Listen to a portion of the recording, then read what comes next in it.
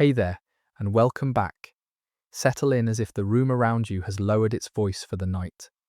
Let your hands be still for a moment. And imagine how different darkness feels when the only light comes from firewood in the hearth and the weak, flickering glow of a few candles struggling against the blackness. Tonight you are Cecily of Stamford, the daughter of a cloth merchant, arriving after dusk at Ashwell Manor, with your cousin Will and 2 tired horses, invited to stay under Sir Hugh roof because your father has sent you north with accounts. Dyed wool samples and a small courtesy gift for Lady Agnes. You are not a servant and not quite family, you are a useful guest, expected at supper, watched kindly but carefully. And by morning the house will have shown you how much of medieval comfort belonged to the people who were allowed to cross its thresholds.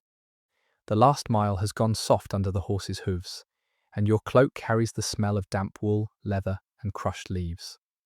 Ashwell appears in pieces, the pale line of a ditch, the dark mass of barns, the hall windows pricked with small panes of yellow, and the timber porch standing shut beneath its little roof.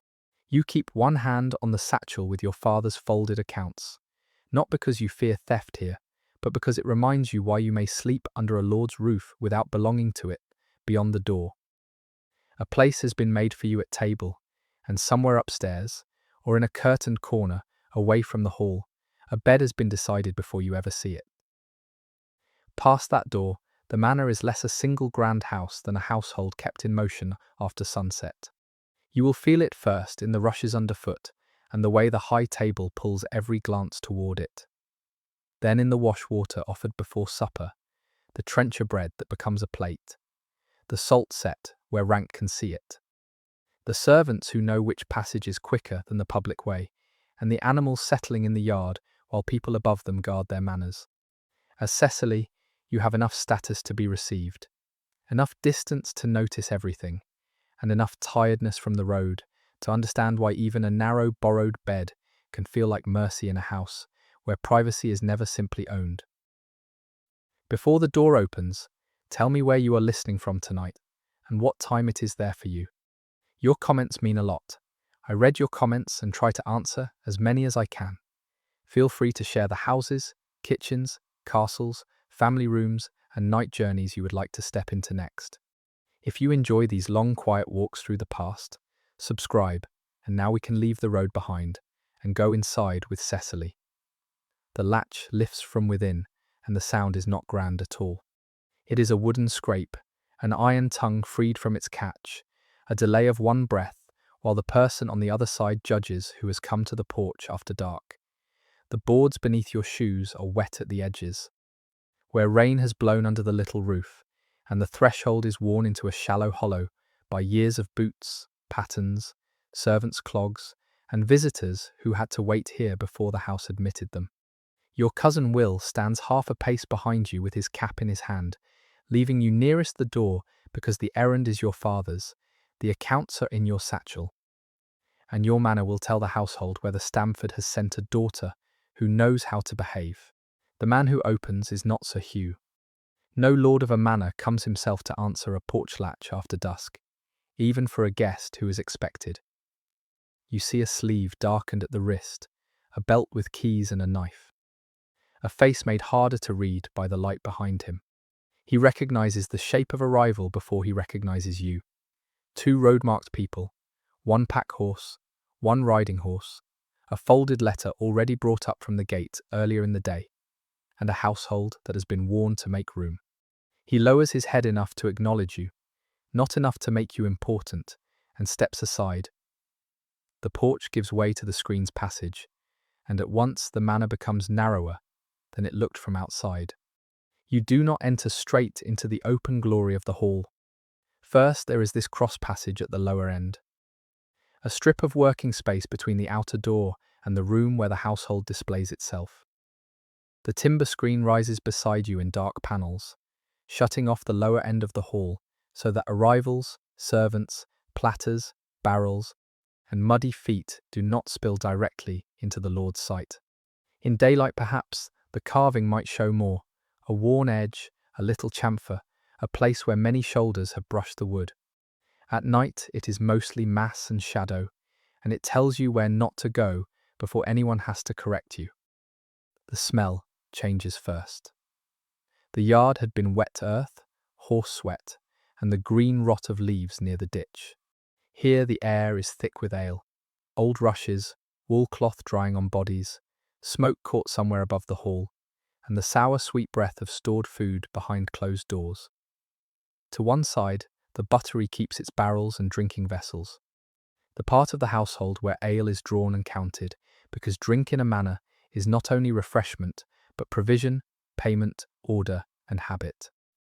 To the other side, the pantry holds bread and table goods, the plain machinery of hospitality waiting behind boards and latches.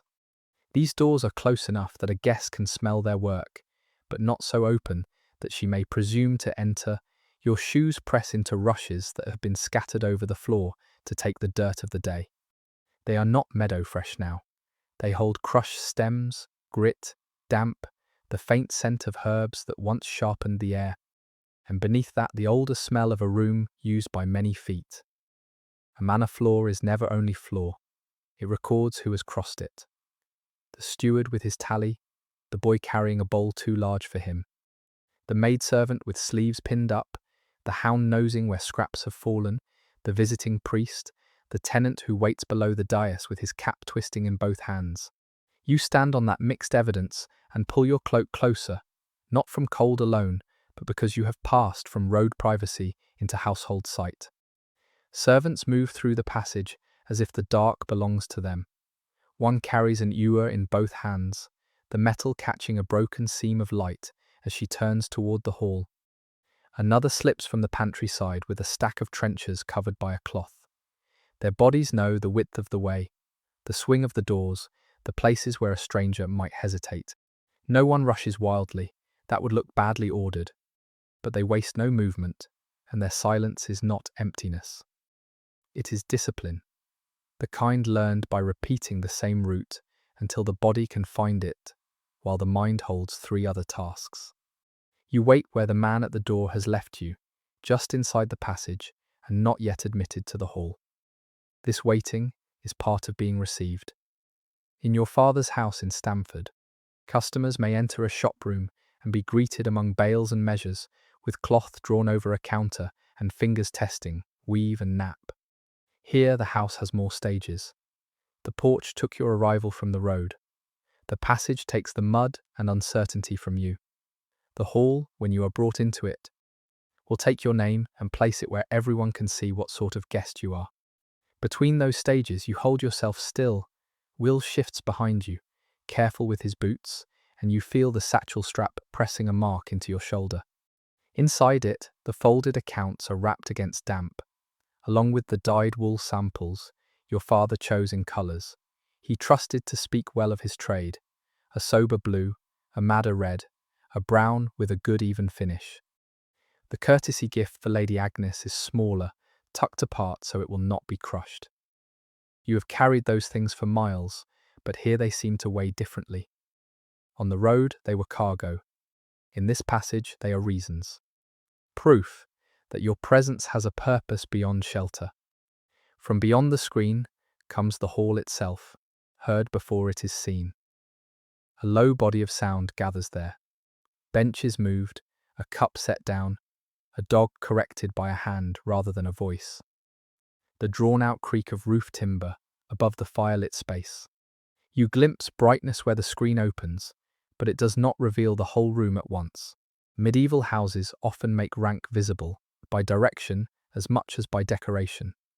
The high end lies away from the service doors, raised or marked, closer to the Lord's table and the better light. The lower end is where food enters, dogs linger, servants pass, and newcomers are sorted. You have arrived at the working mouth of the house, not its honoured face. A young woman appears from the hall opening and looks you over with quick, trained attention.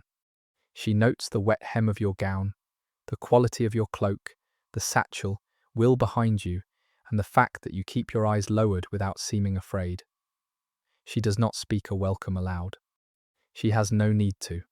Her hand turns in a slight beckoning motion, then pauses because someone else must be told before you are placed. That tiny pause teaches you more than a sentence could. Hospitality is real here. So is permission. Near your feet, a line of water from your cloak darkens one rush stem after another. You resist the urge to smooth your hair too much, because fussing would show nerves, and nerves can make a guest seem either too humble or too forward. Your mother taught you to let your hands rest when waiting in another person's house. Your father taught you that a lord's roof is not above trade, however proudly it stands. Wool, rents, debts, favours. And winter needs pass between hall and town more often than noble people like to admit.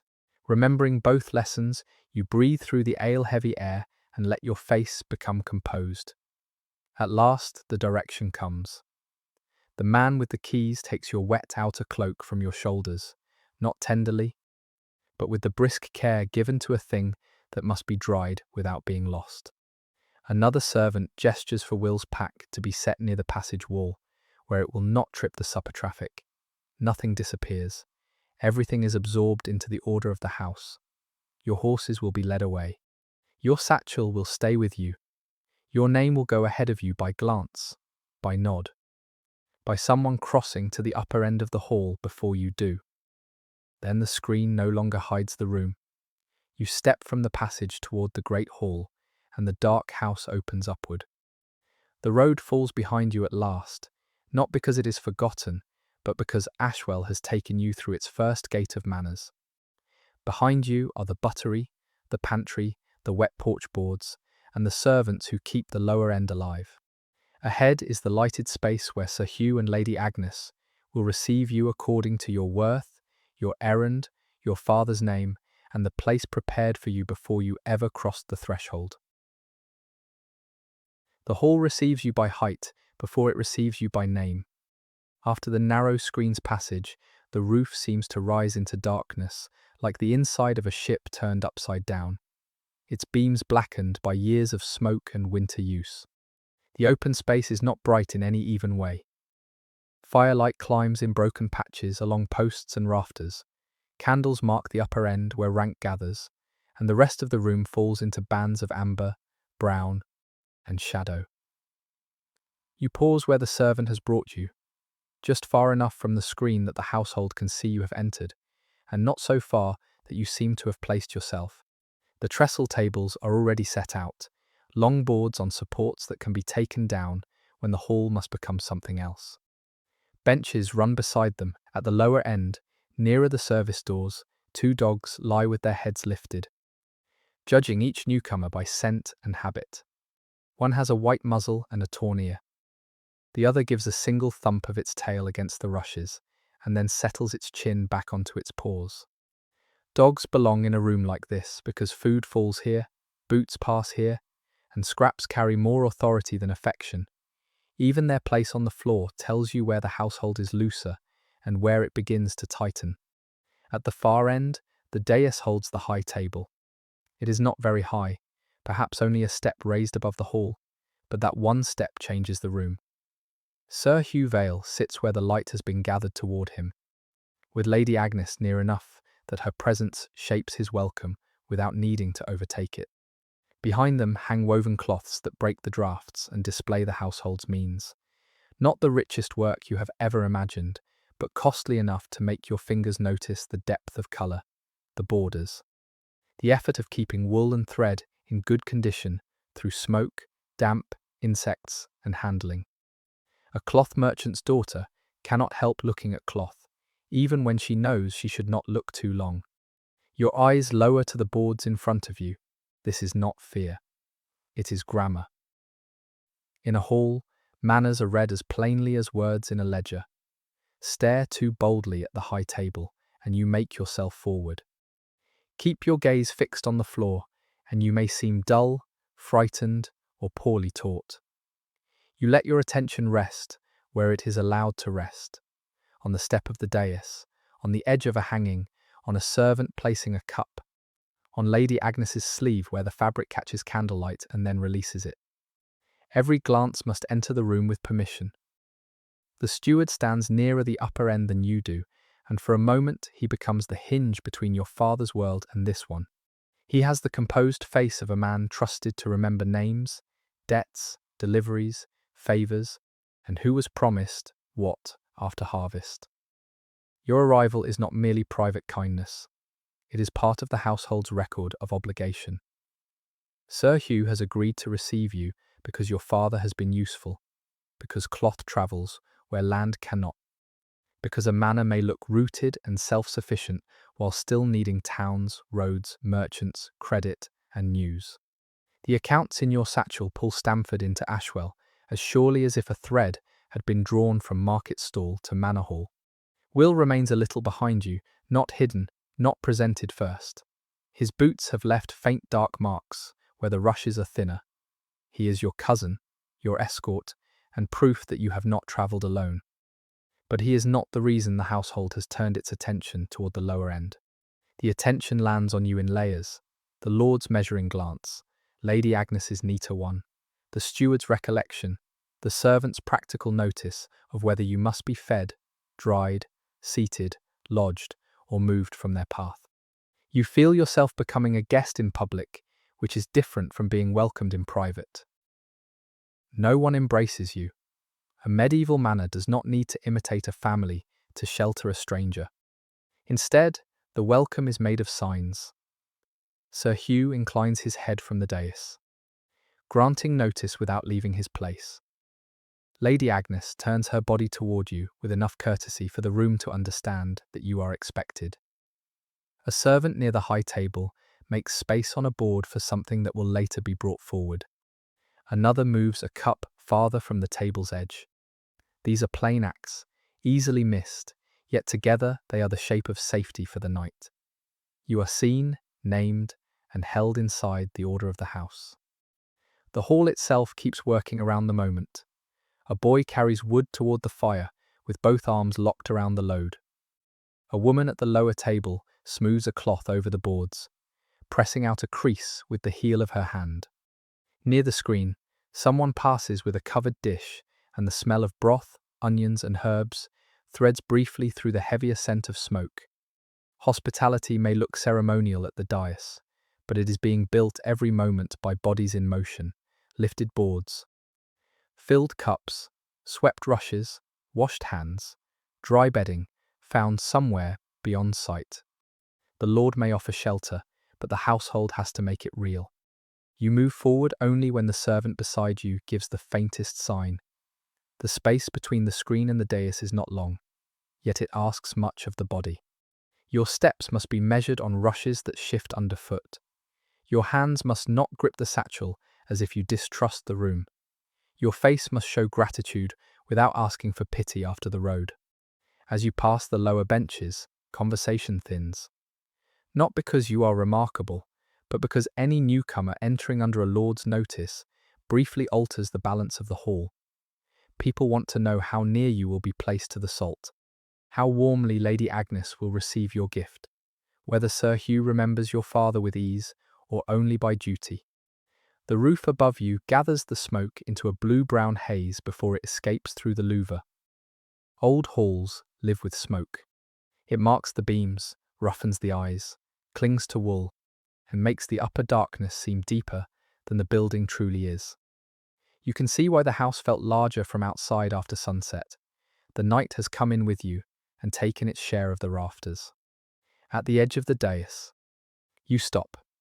This is the small space set aside for being received, and it has the pressure of a church threshold or a market bargain before the measure is cut.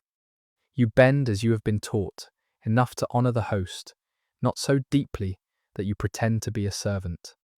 The movement pulls at the damp weight of your gown hem, and you are aware of your shoes, your hands, the satchel, the exposed line of your neck after your cloak has been taken away.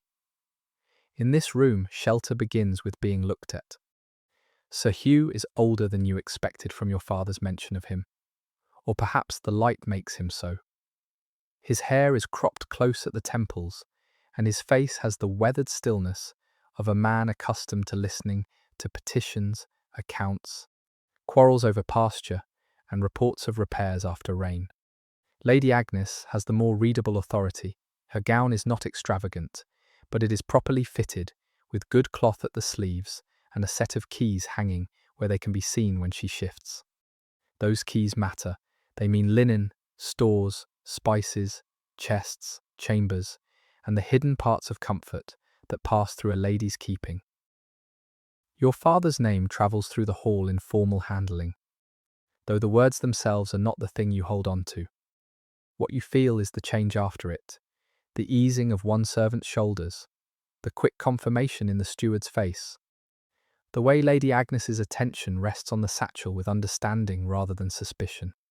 You are no longer merely a young woman brought in from the dark. You are Cecily of Stamford, attached to a known house, a known trade, a known obligation. In your own thoughts, you may be tired, curious, and unsure where you will sleep. In this hall, you are a relation by business, and business has its own kinship. A place is indicated for you below the high table, not at its edge, not at the lowest boards. The distinction is delicate and exact. Too high would flatter your father beyond his station and confuse the room. Too low would slight the errand and make Sir Hugh's hospitality look thin. The manor protects itself by placing people correctly. The mercy of the night is real, but it does not erase rank. It gives you a bench, a measure of notice, food under a roof, and the promise that your horses and pack will be dealt with. It does not make you Lady Agnes's equal, nor does it leave you among the servants who pass behind the screen. As you turn toward the place assigned, the high table remains in the corner of your eye. It will draw every glance at supper. Who is served first? Who receives the better cut? Who drinks from which vessel? Who is allowed to linger in conversation, and who rises when work calls? The whole hall is arranged so that people can understand these things without argument.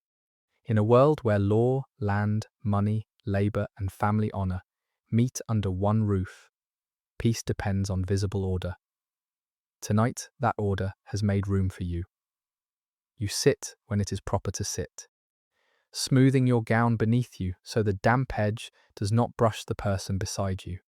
The board before you is plain, marked by use, and close enough that you can see knife cuts in the wood around you. The hall begins to resume itself. A servant crosses toward the buttery. A dog sighs near the lower end. Above, the roof holds its darkness, and below it the high table glows with the guarded light of rank. You have not yet eaten, not yet washed, not yet given Lady Agnes the courtesy gift or opened your father's accounts, but the hardest passage of the evening has been crossed. You have been received where everyone could see it, and in a manor after dark, that is the first form of rest.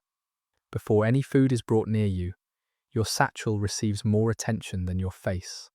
It rests against your knee beneath the board, the leather dark from the weather, the buckle polished where your thumb has worried it open and shut on the road. The steward's eyes return to it once, then again, as if the bag itself has a place in the hall's memory. A person may arrive tired, damp, and uncertain, but parchment travels with a harder authority. Folded accounts, seals, and letters can cross thresholds more easily than feelings can. They explain why a stranger may sit under Ashwell's roof and be treated as expected rather than merely tolerated. You ease the satchel upward when a servant comes near, not handing it over, not clutching it away. The movement is watched by the steward, by Will, and by one of Lady Agnes's women at the high end. A woman in a plain dark gown, with a clean wimple and a ring of keys hanging from her belt. She is not family, yet she stands close enough to Lady Agnes to carry household knowledge in both directions. Her glance measures what sort of parcel you have brought, and how soon it must be dealt with in a manner. Even a gift is not simply a gift. It must pass through rank, timing, and the hands of someone trusted to receive it properly. The accounts are tied in linen tape, sealed with your father's mark, and wrapped inside a second fold, because damp can spoil more than comfort. You know the shape of the pages without needing to open them. At home in Stamford, you watched your father bend over similar folds by the light of a horn-covered window, scraping a mistake from parchment with the edge of a knife, weighing numbers against weather, promises, and the honesty of men who bought cloth before they had coin in hand. His trade smells of wool grease, dye vats, wet yards in drying weather, and the dust of folded stock. Here, inside Ashwell, that same trade becomes your introduction. Your private name matters less than the names around it. Cecily alone would not carry you far in this room. Cecily of Stamford carries more.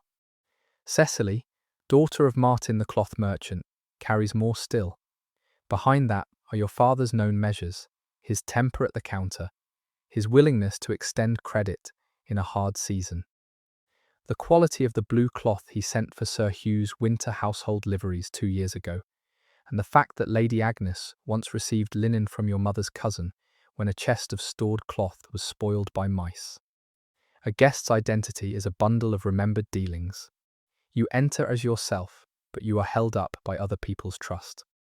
The courtesy gift lies in a waxed cloth packet, flatter than the accounts and far more delicate. You had checked it at every stop, afraid the corners would bend or the damp would creep through. It is a length of fine white linen, not grand enough to embarrass Lady Agnes, not plain enough to seem grudging, suitable for veiling, sleeve lining, or a household use, she may decide without being instructed. Your father chose it because women notice linen differently from men. Your mother folded it because a gift to a lady should arrive with clean edges and no scent of the pack horse. You carried it because the errand needed a daughter's hands as well as a merchant's figures. When the packet is brought toward the high end, your own fingers feel strangely empty. Lady Agnes does not reach for it at once. Her woman receives it first, turning the folded cloth just enough to see the whiteness at the edge, the even weave, the absence of stains. Only then does it pass nearer to the mistress of the house. No words need to fill the moment. Lady Agnes's expression changes by a degree, and that is enough. The gift has been judged neither too bold nor too poor. It has entered the household without making trouble. Sir Hugh watches with a look that belongs more to business than to cloth. He knows the value of a gift because he knows the cost of obligation. A manor like Ashwell may grow grain, keep cattle, take rents, brew ale, store cheese, and draw labour from tenants whose families have known the same fields for generations. Yet, it still needs what it cannot produce well for itself. It needs iron, salt, spices when it can afford them, tools from craftsmen, paper or parchment, good cloth, needles, buckles, dyes, and the patience of merchants who understand that landed money often moves after harvest rather than when the bill is first named. Land gives rank, but trade keeps many rooms usable. The steward reaches for the accounts with both hands. He does not snatch them from you. He waits for your release, and you notice that courtesy because your father taught you to notice such things. A lord may have authority over land, tenants, timber, mills, and courts, but an account still has to balance. The steward's hands are dry, square-fingered, and marked with ink near the nail of one thumb. He knows the feel of parchment that has travelled. He feels the seal before he looks at it, checking whether it's held. Your father's mark, pressed in wax, catches the candlelight for a moment before it disappears into his keeping. There is a mild exposure in letting the accounts go. For days the satchel has made your errand real. Its weight against your side told you what you were doing whenever the road became monotonous or the inn beds strange. Now the most important part of the journey lies in another man's hands, and you must sit as if that does not change you. Your role has shifted. You are no longer merely carrying proof. You are the person attached to it. The daughter who can answer small questions if needed, remember the order of parcels, and show by her behaviour whether the merchant who sent her keeps a decent household, will catches your eye once from below, then looks away as manners require. He knows enough not to grin, though you can sense his relief. He has done his part by bringing you safely to the door, seeing the horses in, and keeping his own place without crowding yours. In Stamford, he is noisy at supper, fond of jokes, sometimes careless with his sleeves near wet dye. Here he becomes part of your recommendation. A male escort, a familiar witness. A sign that your father respects the dangers of roads and the propriety of sending a daughter under protection. Even Will's silence serves you. Lady Agnes's women gather the gift into their own orbit. One takes the packet away toward a chest or side room you cannot yet see. Another remains near her mistress, watching you as women watch a guest who may later be brought into more private company. They will know whether your hem was muddied, whether your hair was properly pinned beneath your veil, whether you thanked with your posture before you were placed, whether you stared too long at the high table. Women in a household like this do not merely embroider and pour and sit prettily near the light. They observe, remember, store, allot, judge, and carry the unwritten part of the house from room to room. You feel their attention differently from the men's. Sir Hugh and his steward see the accounts. Your father, the market town, the obligation behind your arrival. Lady Agnes and her women see the person who will sleep under their roof, the state of your gown, the quality of your linen, the steadiness of your hands, the way you accept being neither honoured guest nor household intimate. Their judgment is not cruel, it is practical. A woman staying one night still enters spaces where women keep order. Chests, bedding, washing water, spare pins, stored cloth. Maybe a corner of a chamber where another woman already sleeps. They must know what sort of presence you will be. The hall continues to arrange itself around the exchange. A cup is filled somewhere beyond the screen. A knife is laid beside a trencher. Someone at the lower end coughs into a sleeve and then stills. The smoke above the hearth thickens and thins with each draught through the roof. Your father's name has moved from your mouthless arrival into the household's keeping, and with it your right to remain for the night has become firmer. Not absolute. Nothing in another person's house is absolute, but firmer. There is a pause after the accounts pass upward. A pause in which no one seems to be doing anything, and yet much is being settled. Sir Hugh's old obligation to your father is not spoken across the room in the manner of a bargain. Years ago, your father supplied cloth before coin came ready. Another winter, he sent better dye than the price strictly required, because the order was for household garments that would be seen at a feast. Such acts do not make a merchant equal to a knight, but they make memory. Tonight, memory has opened a door, found a place at board, and put you under a roof before the weather worsened. You take back the satchel once the heaviest contents have been removed. It folds against itself, lighter now, creased at the corners, suddenly more personal than official. Inside remain the wool samples, a spare kerchief, a comb wrapped in cloth, and the private little items that do not belong to the steward's glance. You tuck it beneath the bench near your foot, close enough to know it is there. The habit comforts you, though you would not call it comfort aloud. A guest must not appear anxious about her own belongings in a house that has just received her. At the high end, Lady Agnes's face turns toward you again. This time, the look is less about the gift and more about placement, timing, and what must happen next. You have been named. Your father's business has entered the room. Your courtesy has been accepted. The household knows enough to feed you, lodge you, and watch you without making the watching feel hostile. Soon someone will see to your cloak and the horses more fully. Soon wash water will come, and supper will begin in earnest. For the moment you sit in the measured safety of being known by the right people, in the right order, under a roof where even kindness keeps accounts. The first thing returned to you from the yard is not a person, but a sound. Through the screen's passage comes the hollow knock of hooves on wet stone. Then the dull shift of a horse turning where a boy is trying to lead it into place. The hall goes on around you, but part of your attention follows that sound back through the passage, past the porch, out into the night where your father's bay mare and Will's grey gelding are being taken from travel into the keeping of Ashwell. Only when the animals are seen to can your own arrival feel complete. A guest may sit beneath a roof, but her journey is not truly over while the horses stand saddled in the yard. Will is drawn away from the board for a moment, not with ceremony, but because packs and reins belong to practical hands. He follows a servant toward the lower end, ducking slightly as he passes behind someone carrying a basin. You do not turn fully to watch him. A woman does not twist about in another household's hall as if she were in a market lane. Instead, you catch pieces of him between moving bodies, the back of his damp tunic.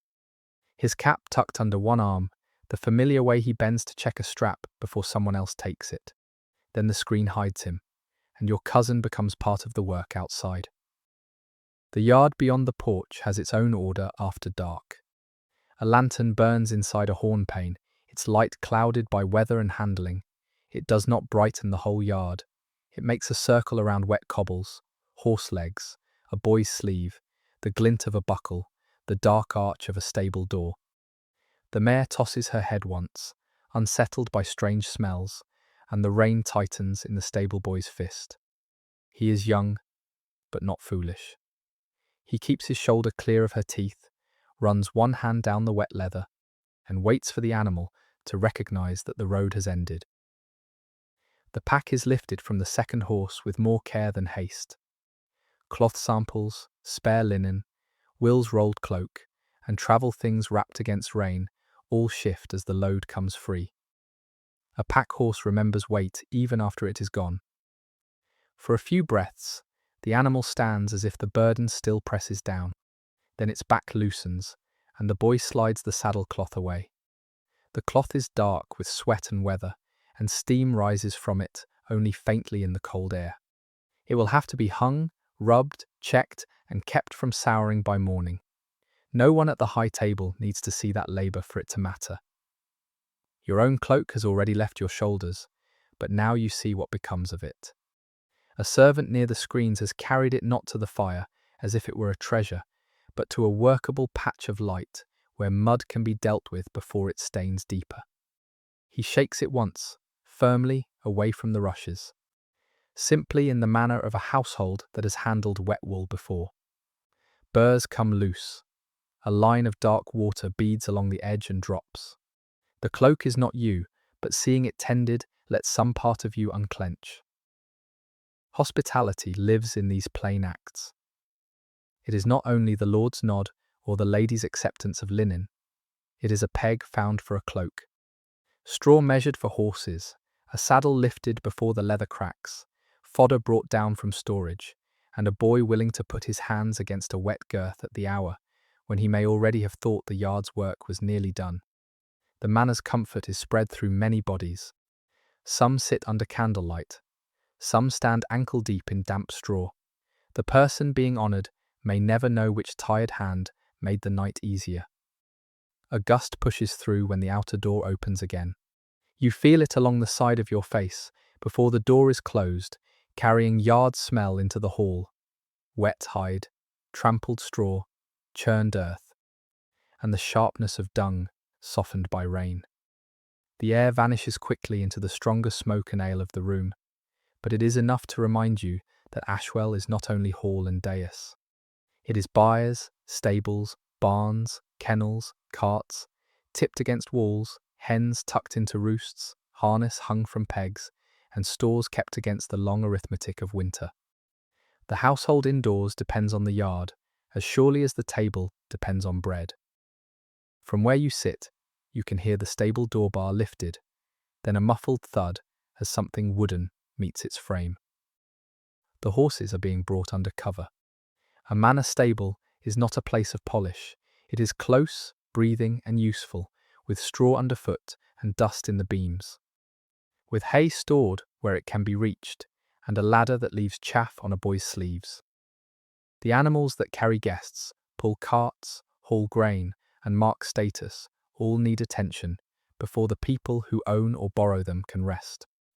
Feed is not casual generosity. Oats cost hay takes land, cutting, drying, carrying, stacking, keeping dry. Giving it to a guest's horse is a real expenditure, one that says the welcome extends beyond the person at the board. You think of the mare's neck under your palm earlier in the day, the damp mane, the place where the rain had rubbed. The thought comes and goes quickly. You are not in the yard now. You are at table, and table manners ask for composure. Yet the body remembers the animal that brought it here.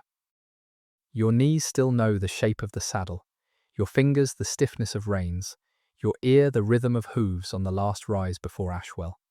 When the hoof sounds stop, there is an animal kind of relief in the silence, as if the road has been folded and set away with the saddle cloths. Will returns before the full business is finished.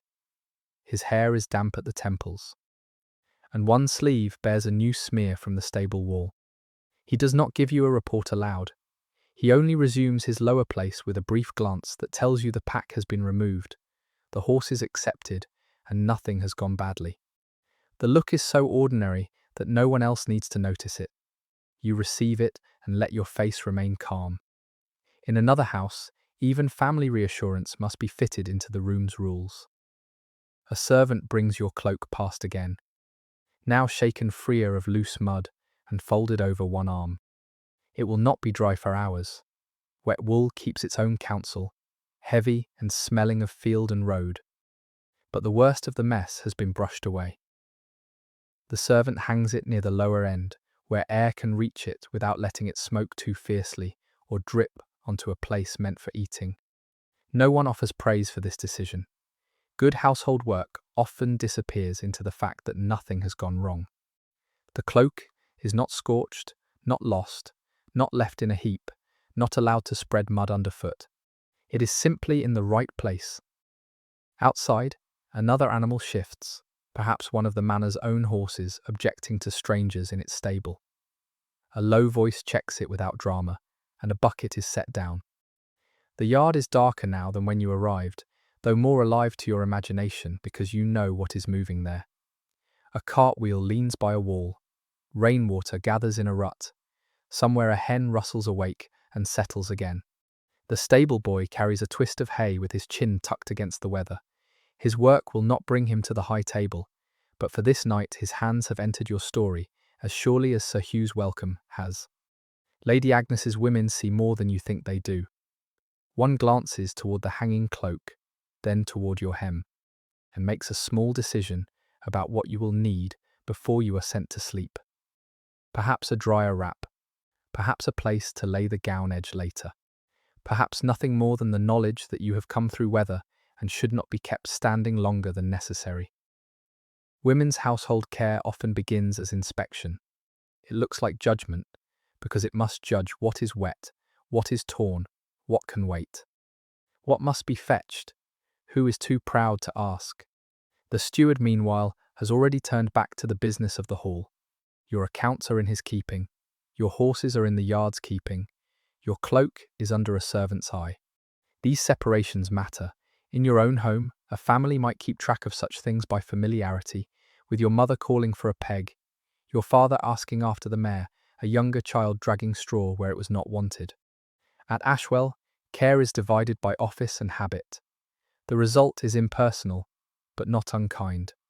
You are being taken apart into needs, and each need is being assigned to someone who knows what to do with it.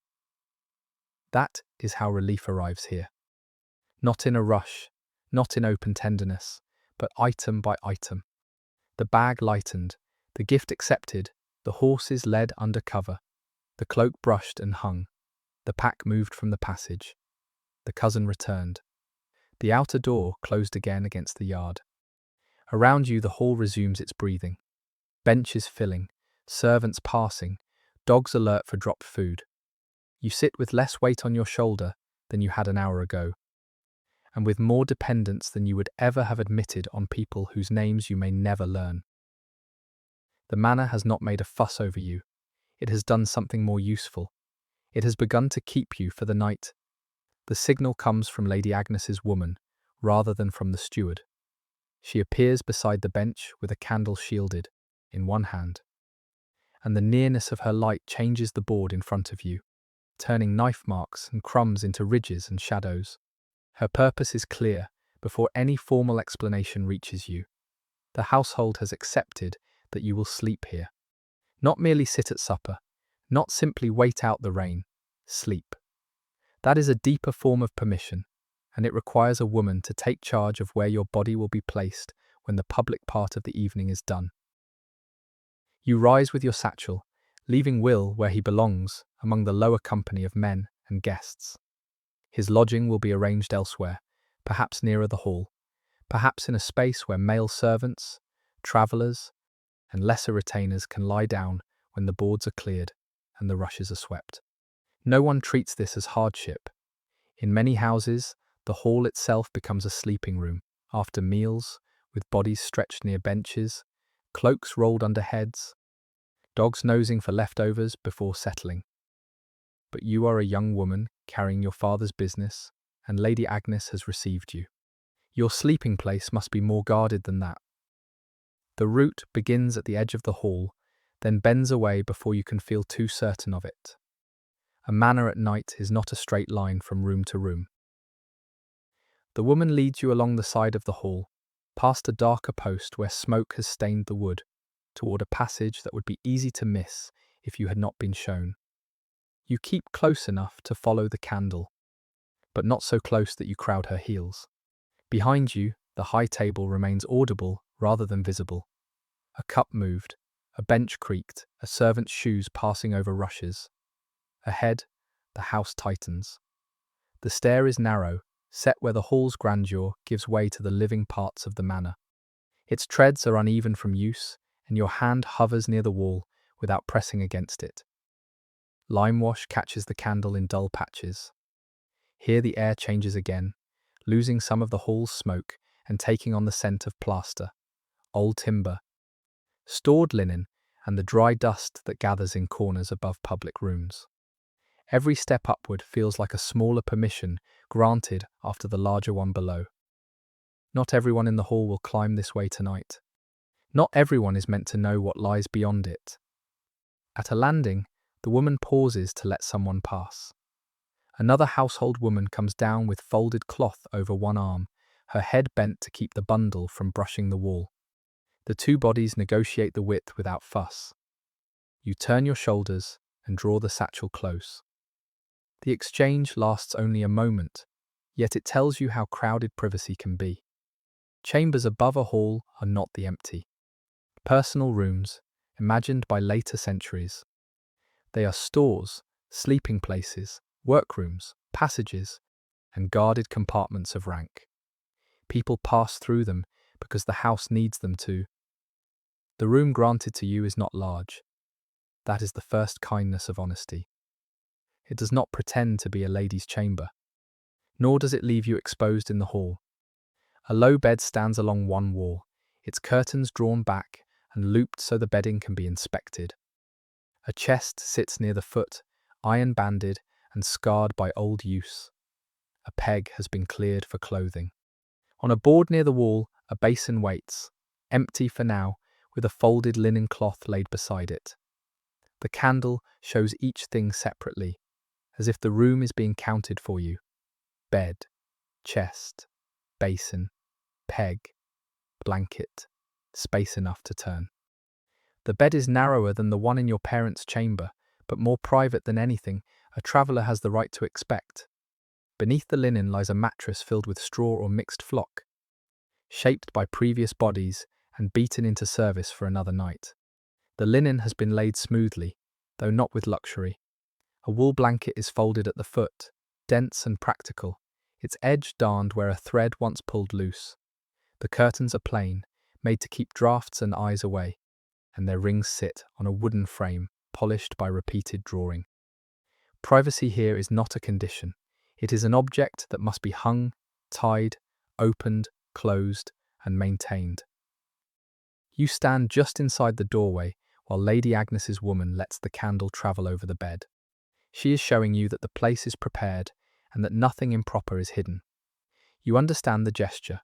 Your mother would do the same for a guest whose standing mattered, but whose intimacy had not yet been earned.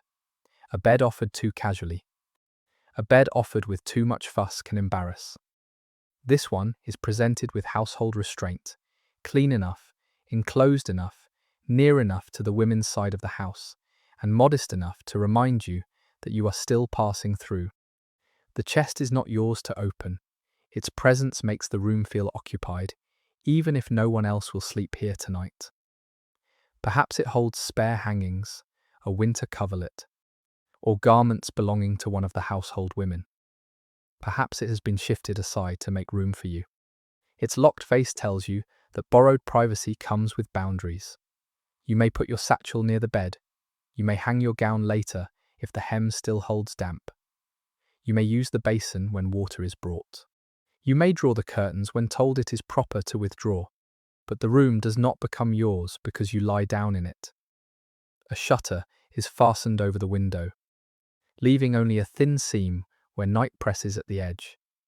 You hear a muted sound from the yard below, a horse stamping once, then the faint scrape of a bucket. The house is layered here. Beneath your feet, the hall gathers for supper.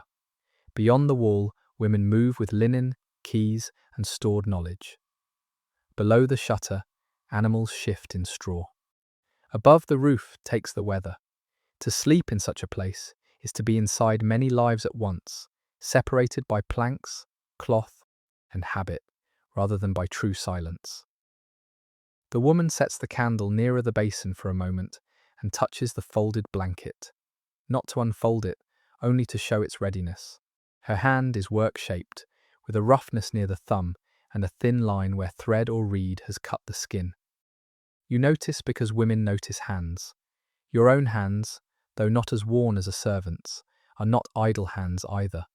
They have measured cloth, held account cords, packed parcels, soothed a horse's neck, and hidden nerves beneath stillness. In this room, all those hands meet indirectly. The ones that spun, wove, washed, carried, spread, inspected, and now grant you the use of what they have made ready. Gratitude rises in you, but it has to be managed. Too much would seem childish, as if you had expected no kindness. Too little would seem proud. You incline your head toward the woman, and then toward the room itself, acknowledging not only Lady Agnes's decision, but the labour already spent here. The woman receives the gesture with a practical look. She has seen many kinds of guests, those who demand, those who tremble, those who pretend not to be grateful, those who leave pins in rushes and stains on linen. Your task is to become none of those. For a moment, you imagine the later part of the night with a clarity that almost startles you. The satchel placed beside the bed. Shoes set where they will not be kicked in darkness. Girdle loosened, hair unpinned. The curtain drawn until the room becomes a narrow pocket of breath and cloth. You do not linger in the imagining. Supper has not yet begun, and a guest who disappears too inwardly before the meal may seem strange. Still, the room has entered your mind. In the middle of the hall's watching and the steward's accounts, a hidden place has been assigned to you, and that changes the shape of the evening. The route back matters as much as the room. You turn from the bed and follow the candle out, noting the latch, the landing, the bend of the stair, the post near the bottom, the place where the side passage opens into the hall. A guest must remember how to return without wandering. Getting lost after supper would draw attention, and attention after dark can feel sharper than attention by day. The house is generous enough to lodge you, but it will not rearrange itself for your confusion. As the hall comes back into view, its noise seems broader than before.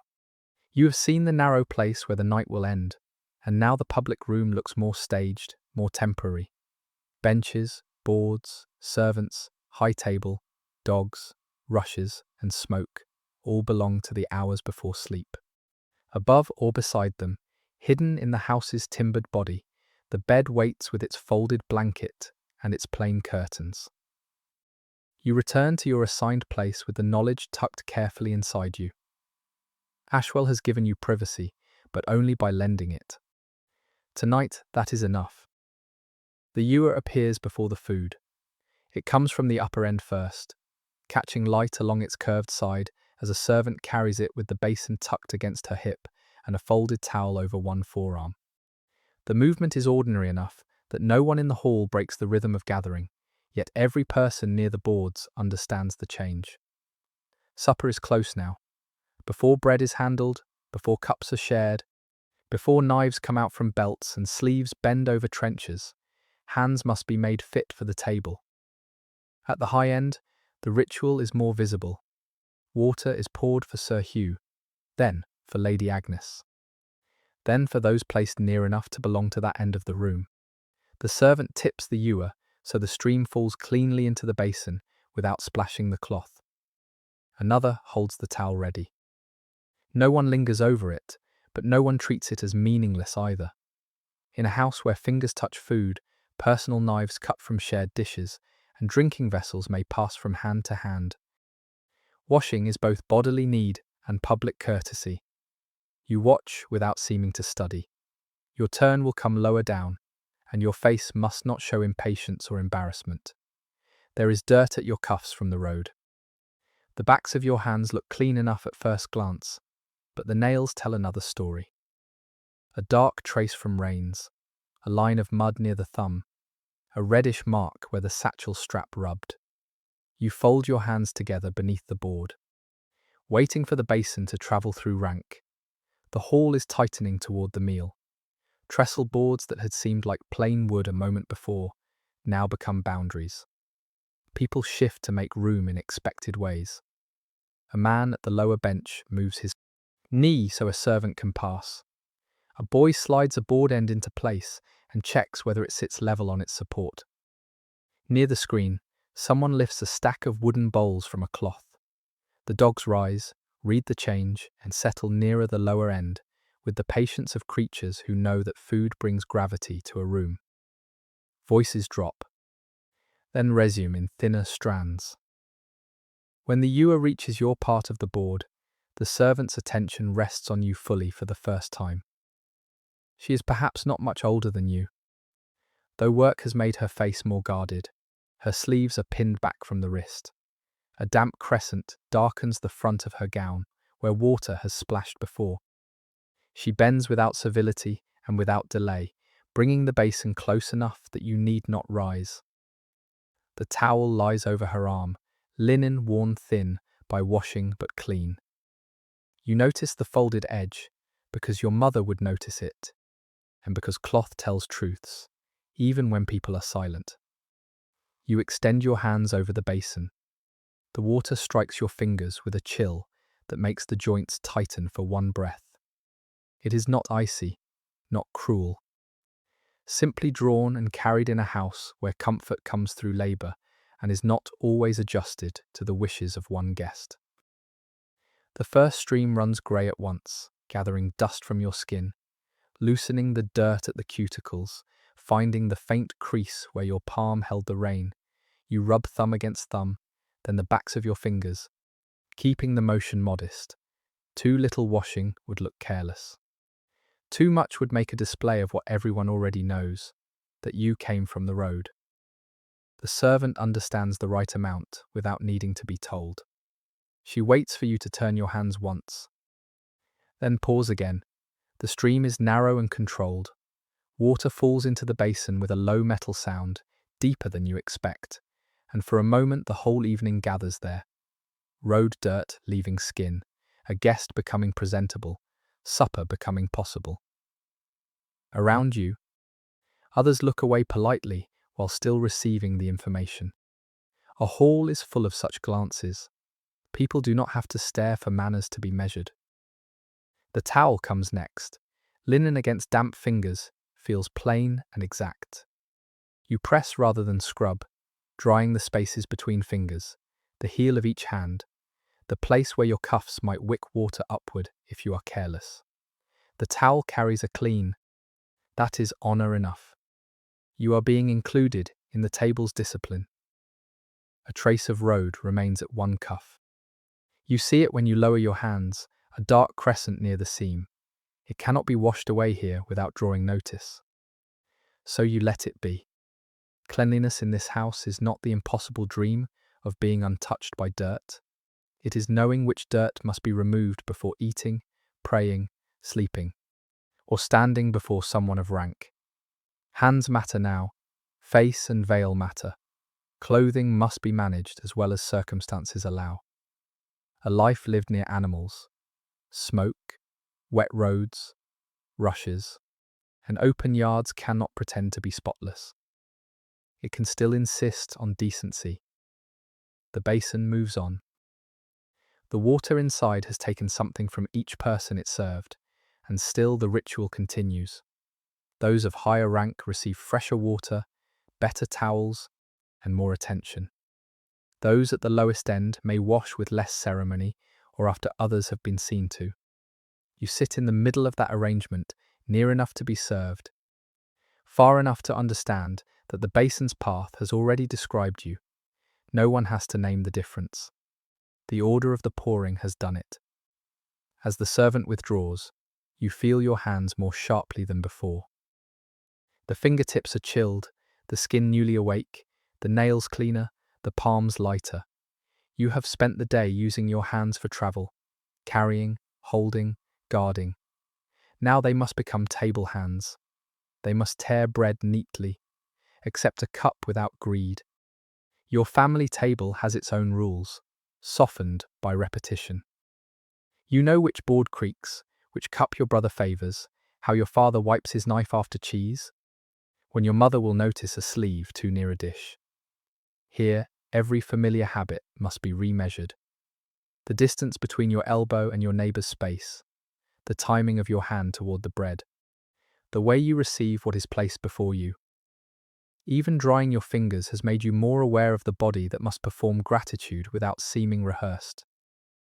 Another ewer passes near the high table, finer than the one brought to the lower boards. Its spout longer, its handle brighter from polishing. You do not resent it. Rank is not hidden at Ashwell.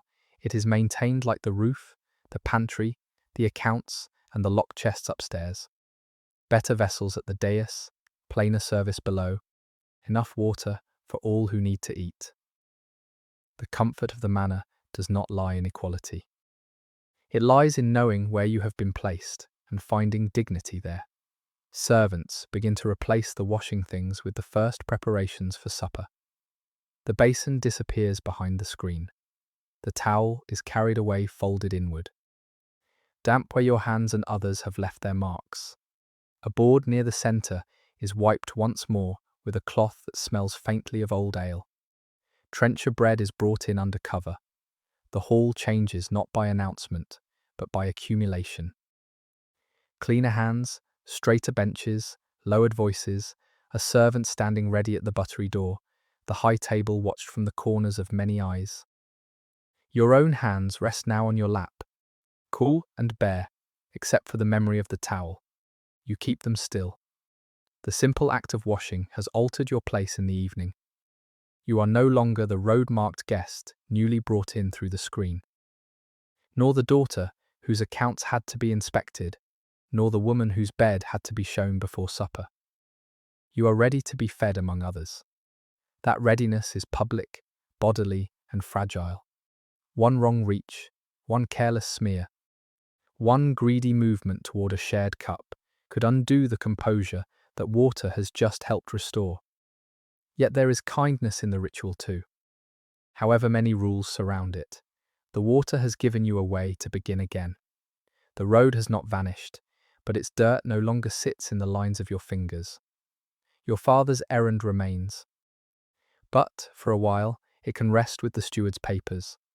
The borrowed bed waits above, but you are not alone with your thoughts yet. The hall gathers you into the meal, one preparation at a time. Hands washed, place kept, table set, servants moving, bread nearing the boards. Soon the salt will mark the room's invisible ladder, and your clean hands will have to find their proper reach. The salt arrives with more gravity than its size deserves. A servant brings it toward the upper end in a covered cellar, held level in both hands, so it does not tip or scatter. It is not a bowl left casually among the bread. It has a place already decided for it.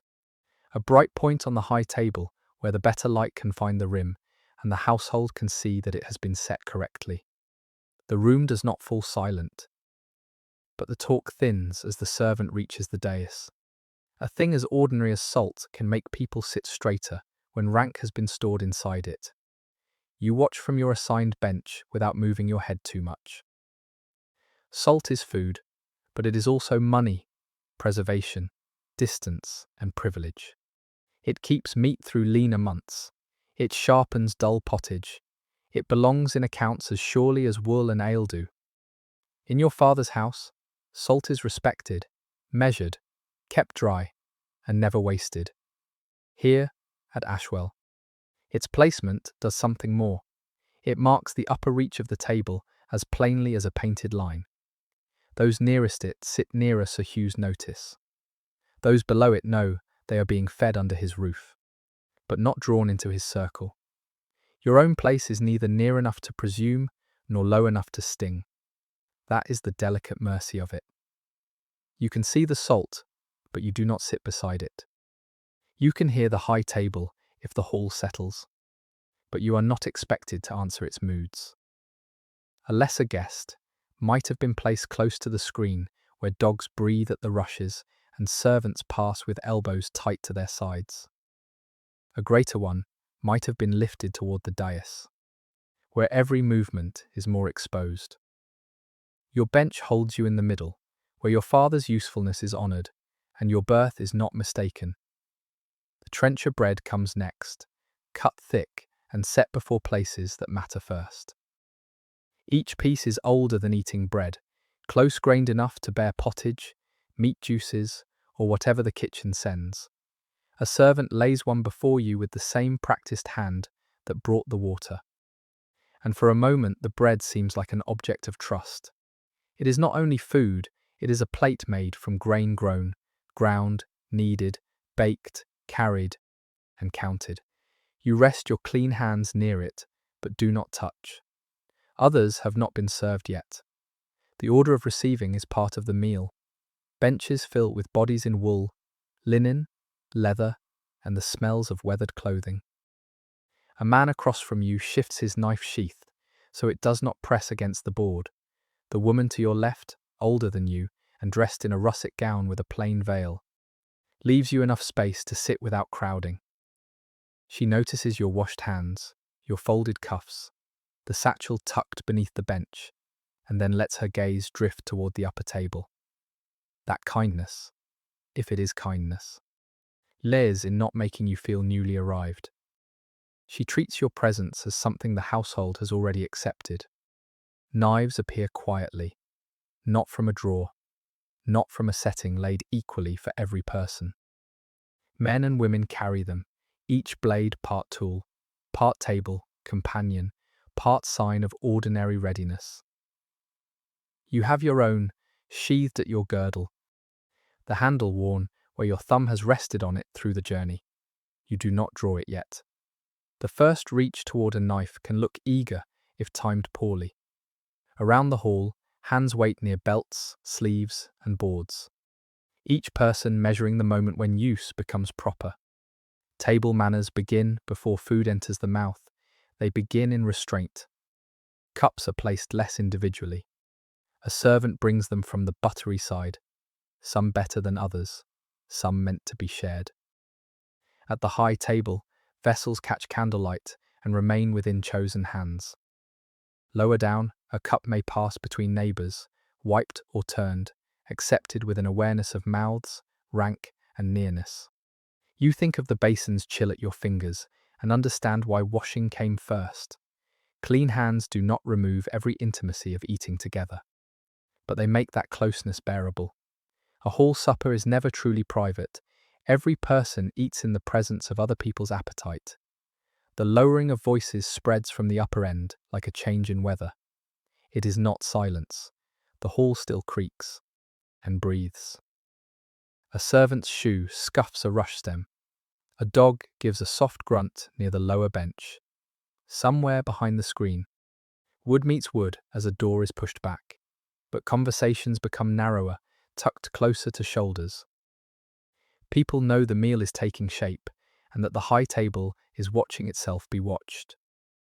You keep your gaze where it can rest without challenge, the trencher, the edge of the board, the salt glinting farther away. Lady Agnes's hand near her cup. There is a strange suspense in being fed among strangers. No danger hangs over you, yet the body behaves as if a wrong move might matter for years. Your father can bargain over bolts of cloth with men who try to bully him over price, and your mother can read a household's finances from a pantry shelf, but neither can help you in this precise moment.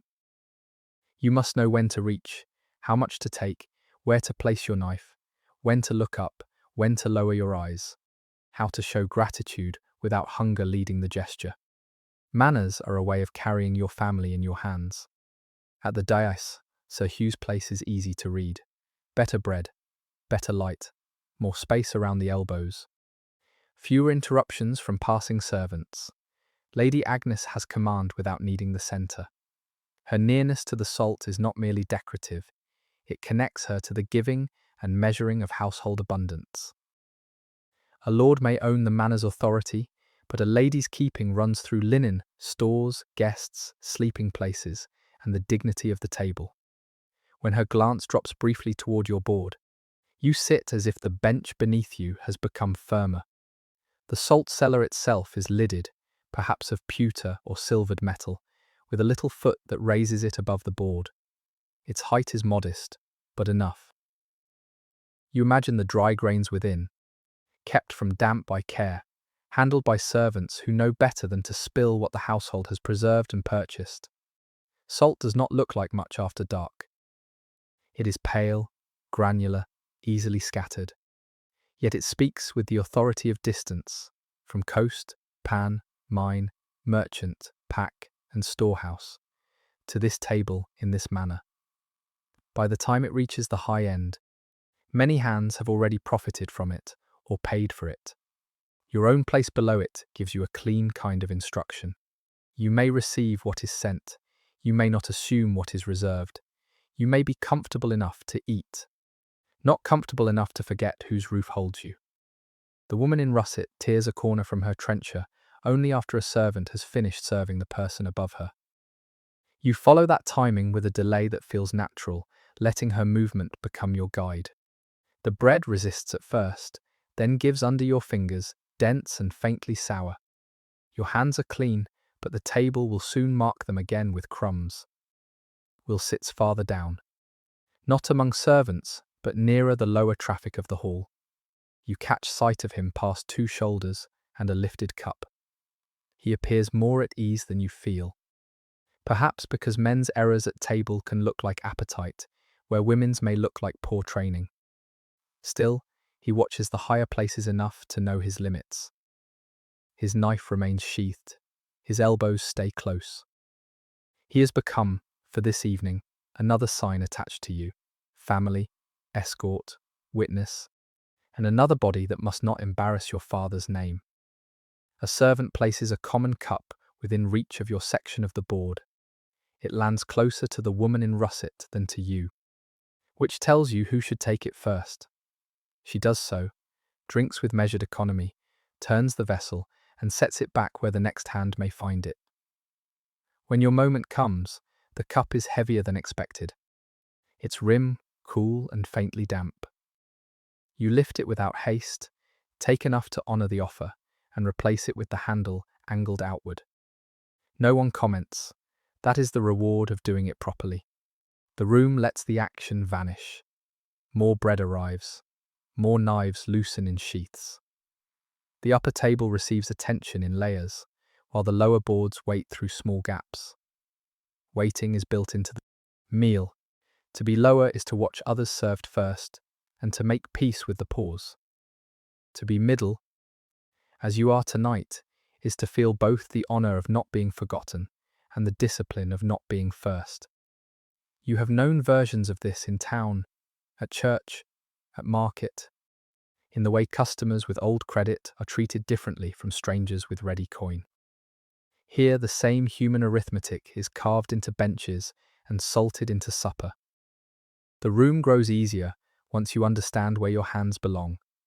Not free, exactly, but steadier. Your trencher sits before you. Your knife waits.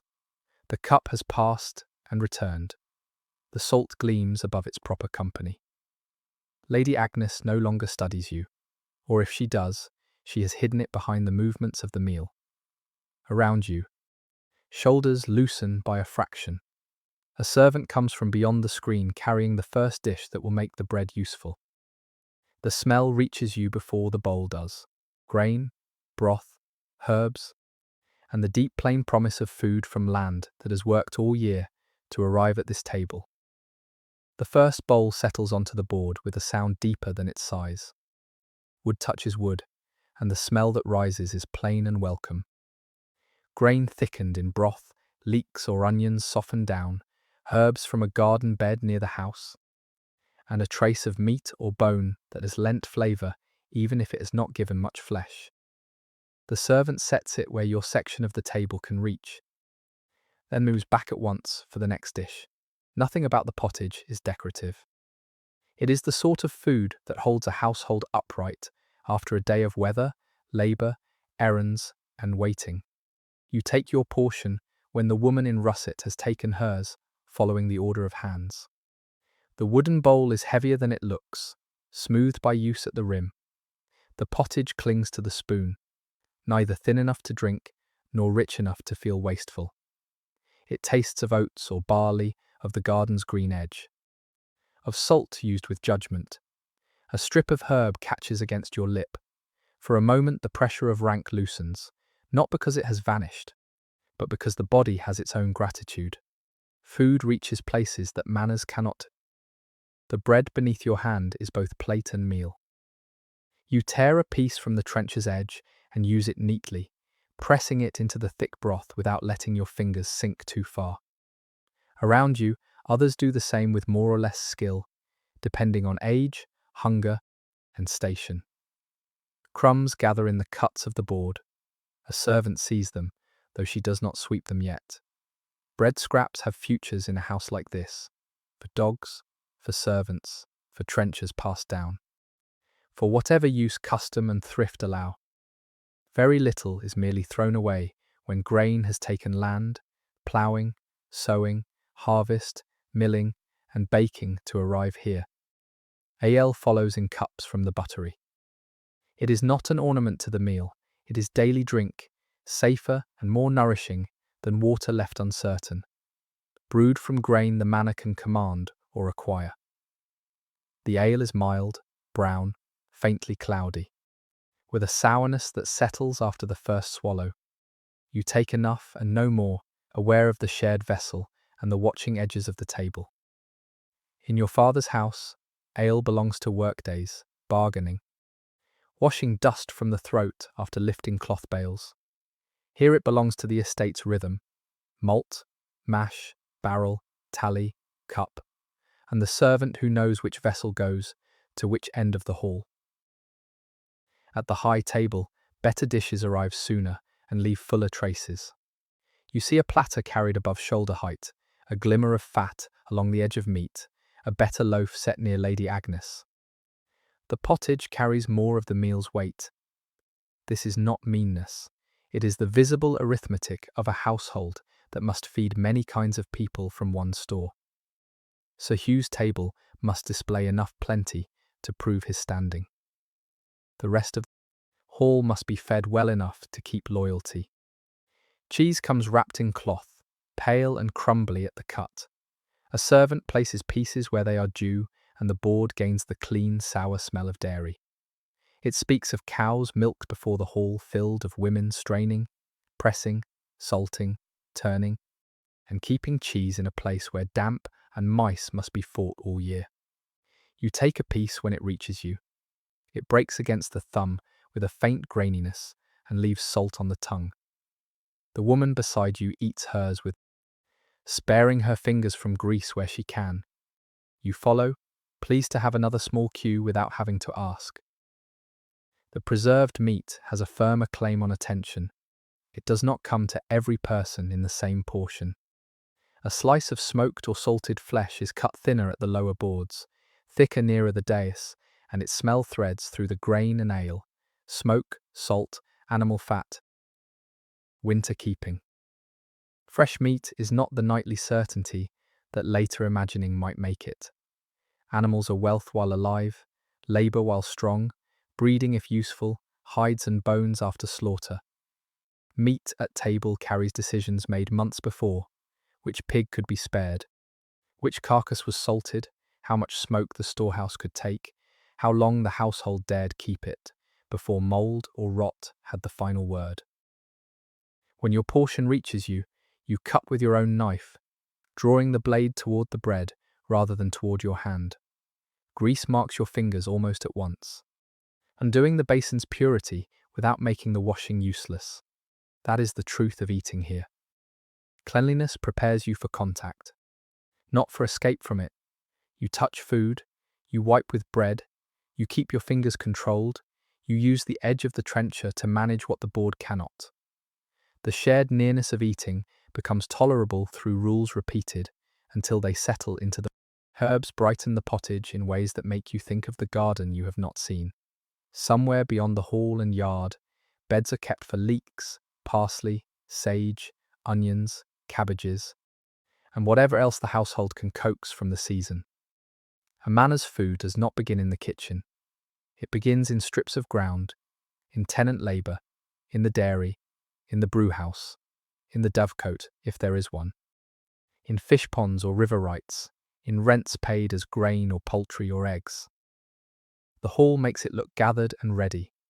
The table hides the walking, lifting, digging, feeding, brewing, churning, salting, and carrying that brought it together.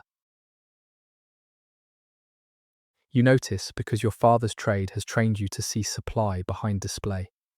A bolt of cloth on a counter contains sheep, dye, combing, spinning, weaving, fulling, drying, folding, and bargaining. This supper is the same kind of hidden length, stretched from field to board. The barley thickening the pottage may have come from Ashwell land, the cheese from its cows, the ale from its malt, the salted meat from an animal fed on scraps, acorns, or stored grain.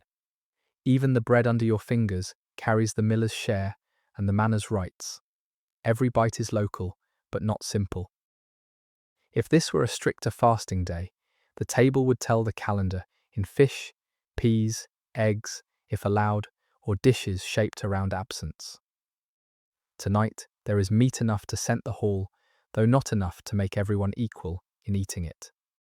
Church seasons, market days, harvest results, sickness among animals, a wet summer, a failed garden bed, a late frost, a generous rent payment, a well-managed storehouse.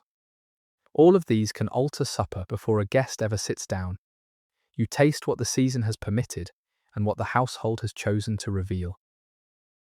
Servants move between hall and service rooms with a rhythm that never quite becomes rest. Through the screen comes the scrape of a platter, the dull knock of a ladle against a pot, the brief rush of air when a door opens toward the kitchen passage. The person who serves you does not sit with you. Her meal will come later, or elsewhere, or from what remains after higher needs are satisfied. Still, her hand is steady when she sets down the next bowl. She knows the hall by height, by hunger, by which person must not be kept waiting, by which dog must be nudged away with a knee. The dogs understand supper as a ceremony of falling things. One creeps nearer the lower bench and is checked by a servant's foot before its nose reaches the board. Another waits with its eyes fixed on a man's hand as he strips a bit of fat from his knife. Scraps do not belong only to appetite, they have an order too. What falls by accident may be snatched. What is set aside may be intended. Bones, crusts, and softened trenchers move downward through the household, just as greetings and honour move upward. Even animals are fed by the table's hierarchy. Your hunger becomes less sharp, and with it, your attention widens again. The first urgency of pottage and bread passes. Ale sits in your stomach. Cheese leaves a clean edge in the mouth. Your fingers carry a trace of grease and salt despite your efforts. And you wipe them with bread as the woman in russet does. The hall grows more human once people have begun to eat. Faces loosen. Shoulders lower. A man near the lower end bends over his bowl with private relief. At the high table, Lady Agnes lifts a cup and sets it down with the same economy she gives to everything. This is not a feast, though the hall has beauty enough in the dimness to tempt that word. It is a managed supper in a house of means, shaped by land and rank and the need to keep stores from failing before the next cycle fills them again. There is comfort in it, but the comfort has been counted. Enough grain for pottage, enough bread for trenchers, enough ale for the room, enough cheese to honour the table. Enough preserved meat to show that Ashwell can feed guests after dark. Enough difference between portions that no one forgets who owns the land beneath the meal. When the next dish comes through the screen, the smell is stronger, and the bench beside you stirs with restrained interest. You keep your hands composed, though your fingers remember the knife now. Supper has brought you farther into the household than receiving did. The door admitted you, the hall placed you, the water cleaned you, the salt measured you, but food begins to make your body part of Ashwell. What its fields grew, what its servants carried, what its animals yielded, and what its stores could spare, now move through you in the dim public light. While the borrowed bed waits above, and the house continues feeding itself from the lower rooms. Your knife comes free from its sheath only after the woman beside you has drawn hers. The handle fits your palm with the comfort of long use. Worn smooth where your fingers have found it at meals, markets, and roadside stops. It is not a weapon in this moment, though every blade carries a little seriousness. It is the tool that lets you take part without reaching clumsily, the private implement brought into a public meal. You angle it low, keeping the point toward your own trencher, and wait until the dish has settled within reach. The meat is stronger in scent than in quantity. Smoke clings to it, and the salt has drawn the flesh firm. A servant has cut the larger pieces higher up, but the portion near you still holds enough richness to make the bench attend to it. The person across from you uses 2 fingers and the tip of his knife to bring a piece onto his bread. You copy the restraint, not the exact movement. Your blade presses down through the outer edge, and grease shines in the cut. It touches your thumb before you can avoid it, undoing the clean dryness of the towel, and the little mark feels startlingly intimate in the public room. Hands are everywhere now, and each hand must know its limits. A hand tears bread, a hand steadies a bowl, a hand lifts a shared cup, sets down a knife, keeps a sleeve clear of pottage, breaks cheese, wipes fingers, passes nothing too quickly and nothing too slowly. Eating in the hall is not graceful because it is free of mess. It is graceful when mess is managed without drawing attention. The woman in russet keeps her left hand close to her trencher while her right handles the knife. A man farther down forgets himself and reaches too far across a board. The person next to him shifts back, and the correction is made without a word. You tear bread along a line already softened by broth. The crust resists, then separates with a faint pull. The inside is dense enough to gather grease from your fingers, and you use it that way, pressing lightly before bringing it to your mouth. There is relief in bread because it is both food and remedy. It catches drips, steadies bites, quiets the hunger that might make a person move too fast. Your mother's table taught this. Though not under so many eyes, bread protects manners. It gives the hands something useful to do while the face remains composed. The common cup returns. Before it reaches you, it has touched several hands and at least 2 mouths. You can see where a previous drinker turned the rim and where the outside has been dampened by fingers not fully dried. There is no point in recoiling. The whole meal is built on shared surfaces, shared air, shared vessels, and the trust that washing and manners can make such closeness bearable. When the cup comes to you, you wipe your fingers once against bread, not against your gown, and lift it from the lower half, so the rim remains clear.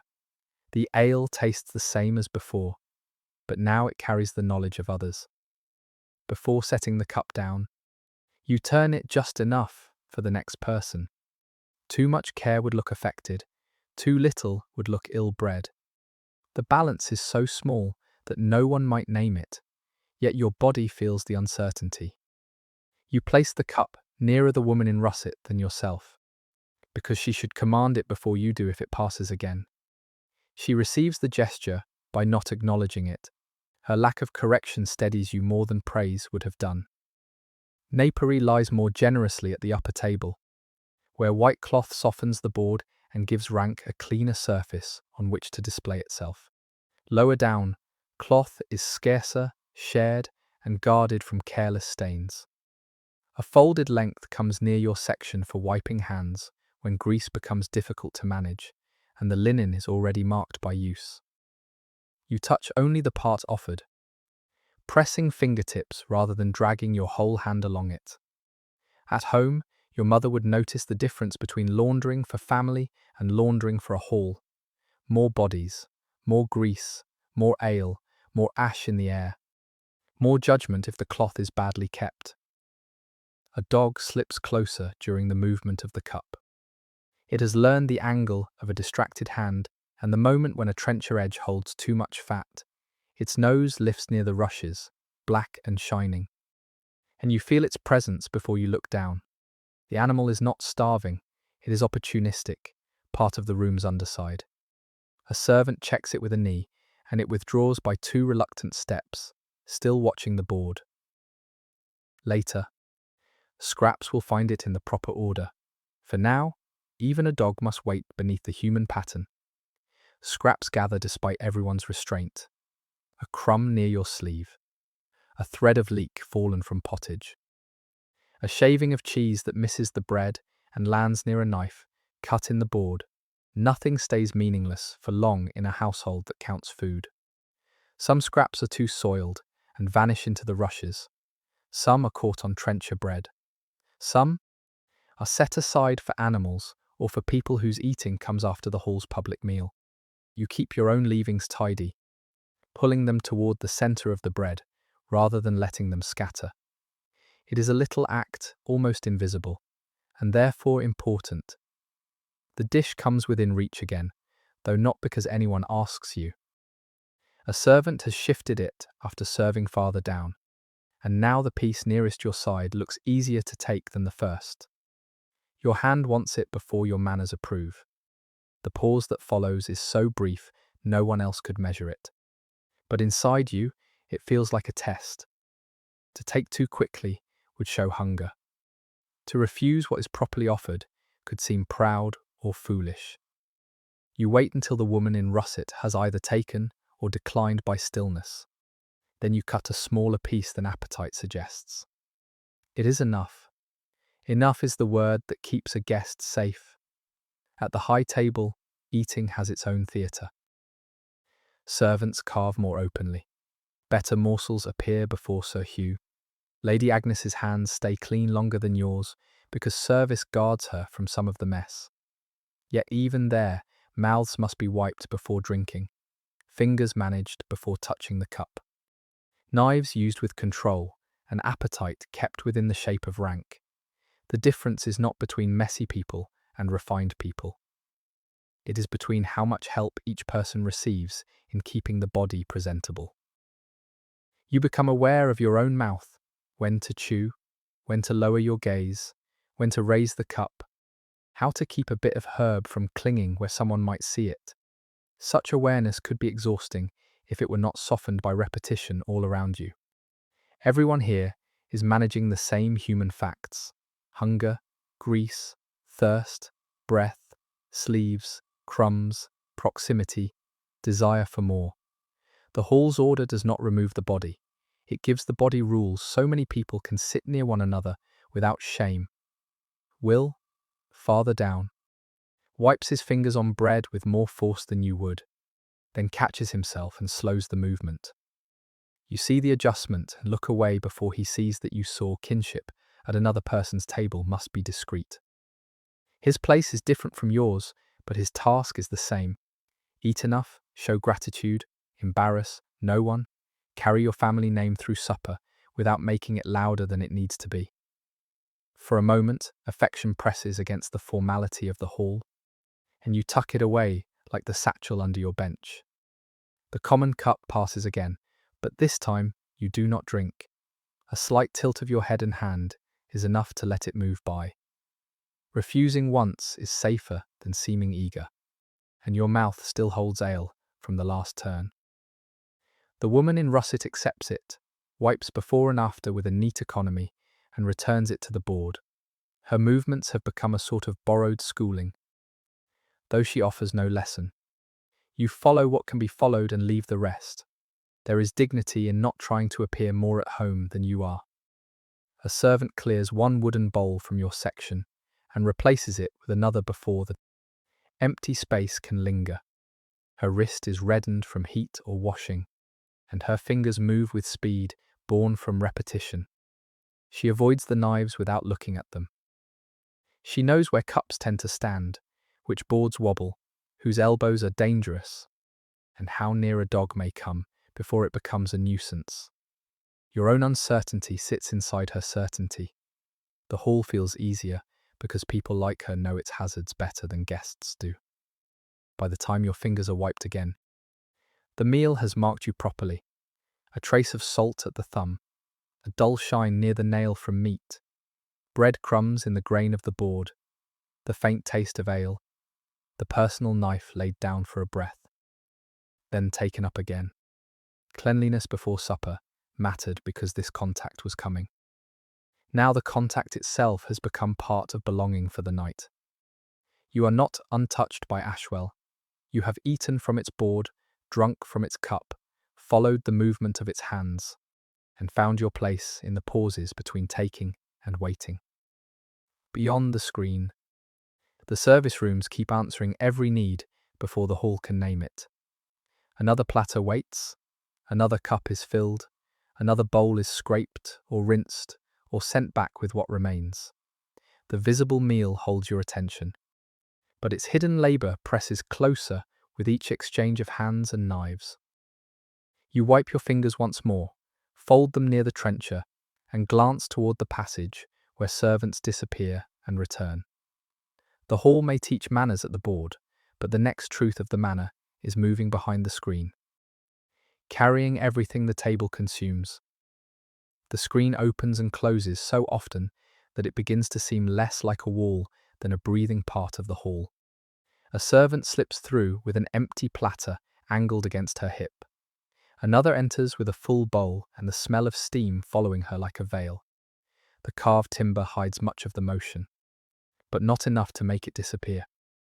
From your place at the board, you catch the quick flare of a candle behind the screen, the dark round of a barrel, the edge of a cupboard door, the flash of a hand taking weight before passing it on. The manor's lower end has its own map. One doorway leads toward the buttery, where ale is drawn, counted, and carried before thirst can interrupt the order of supper.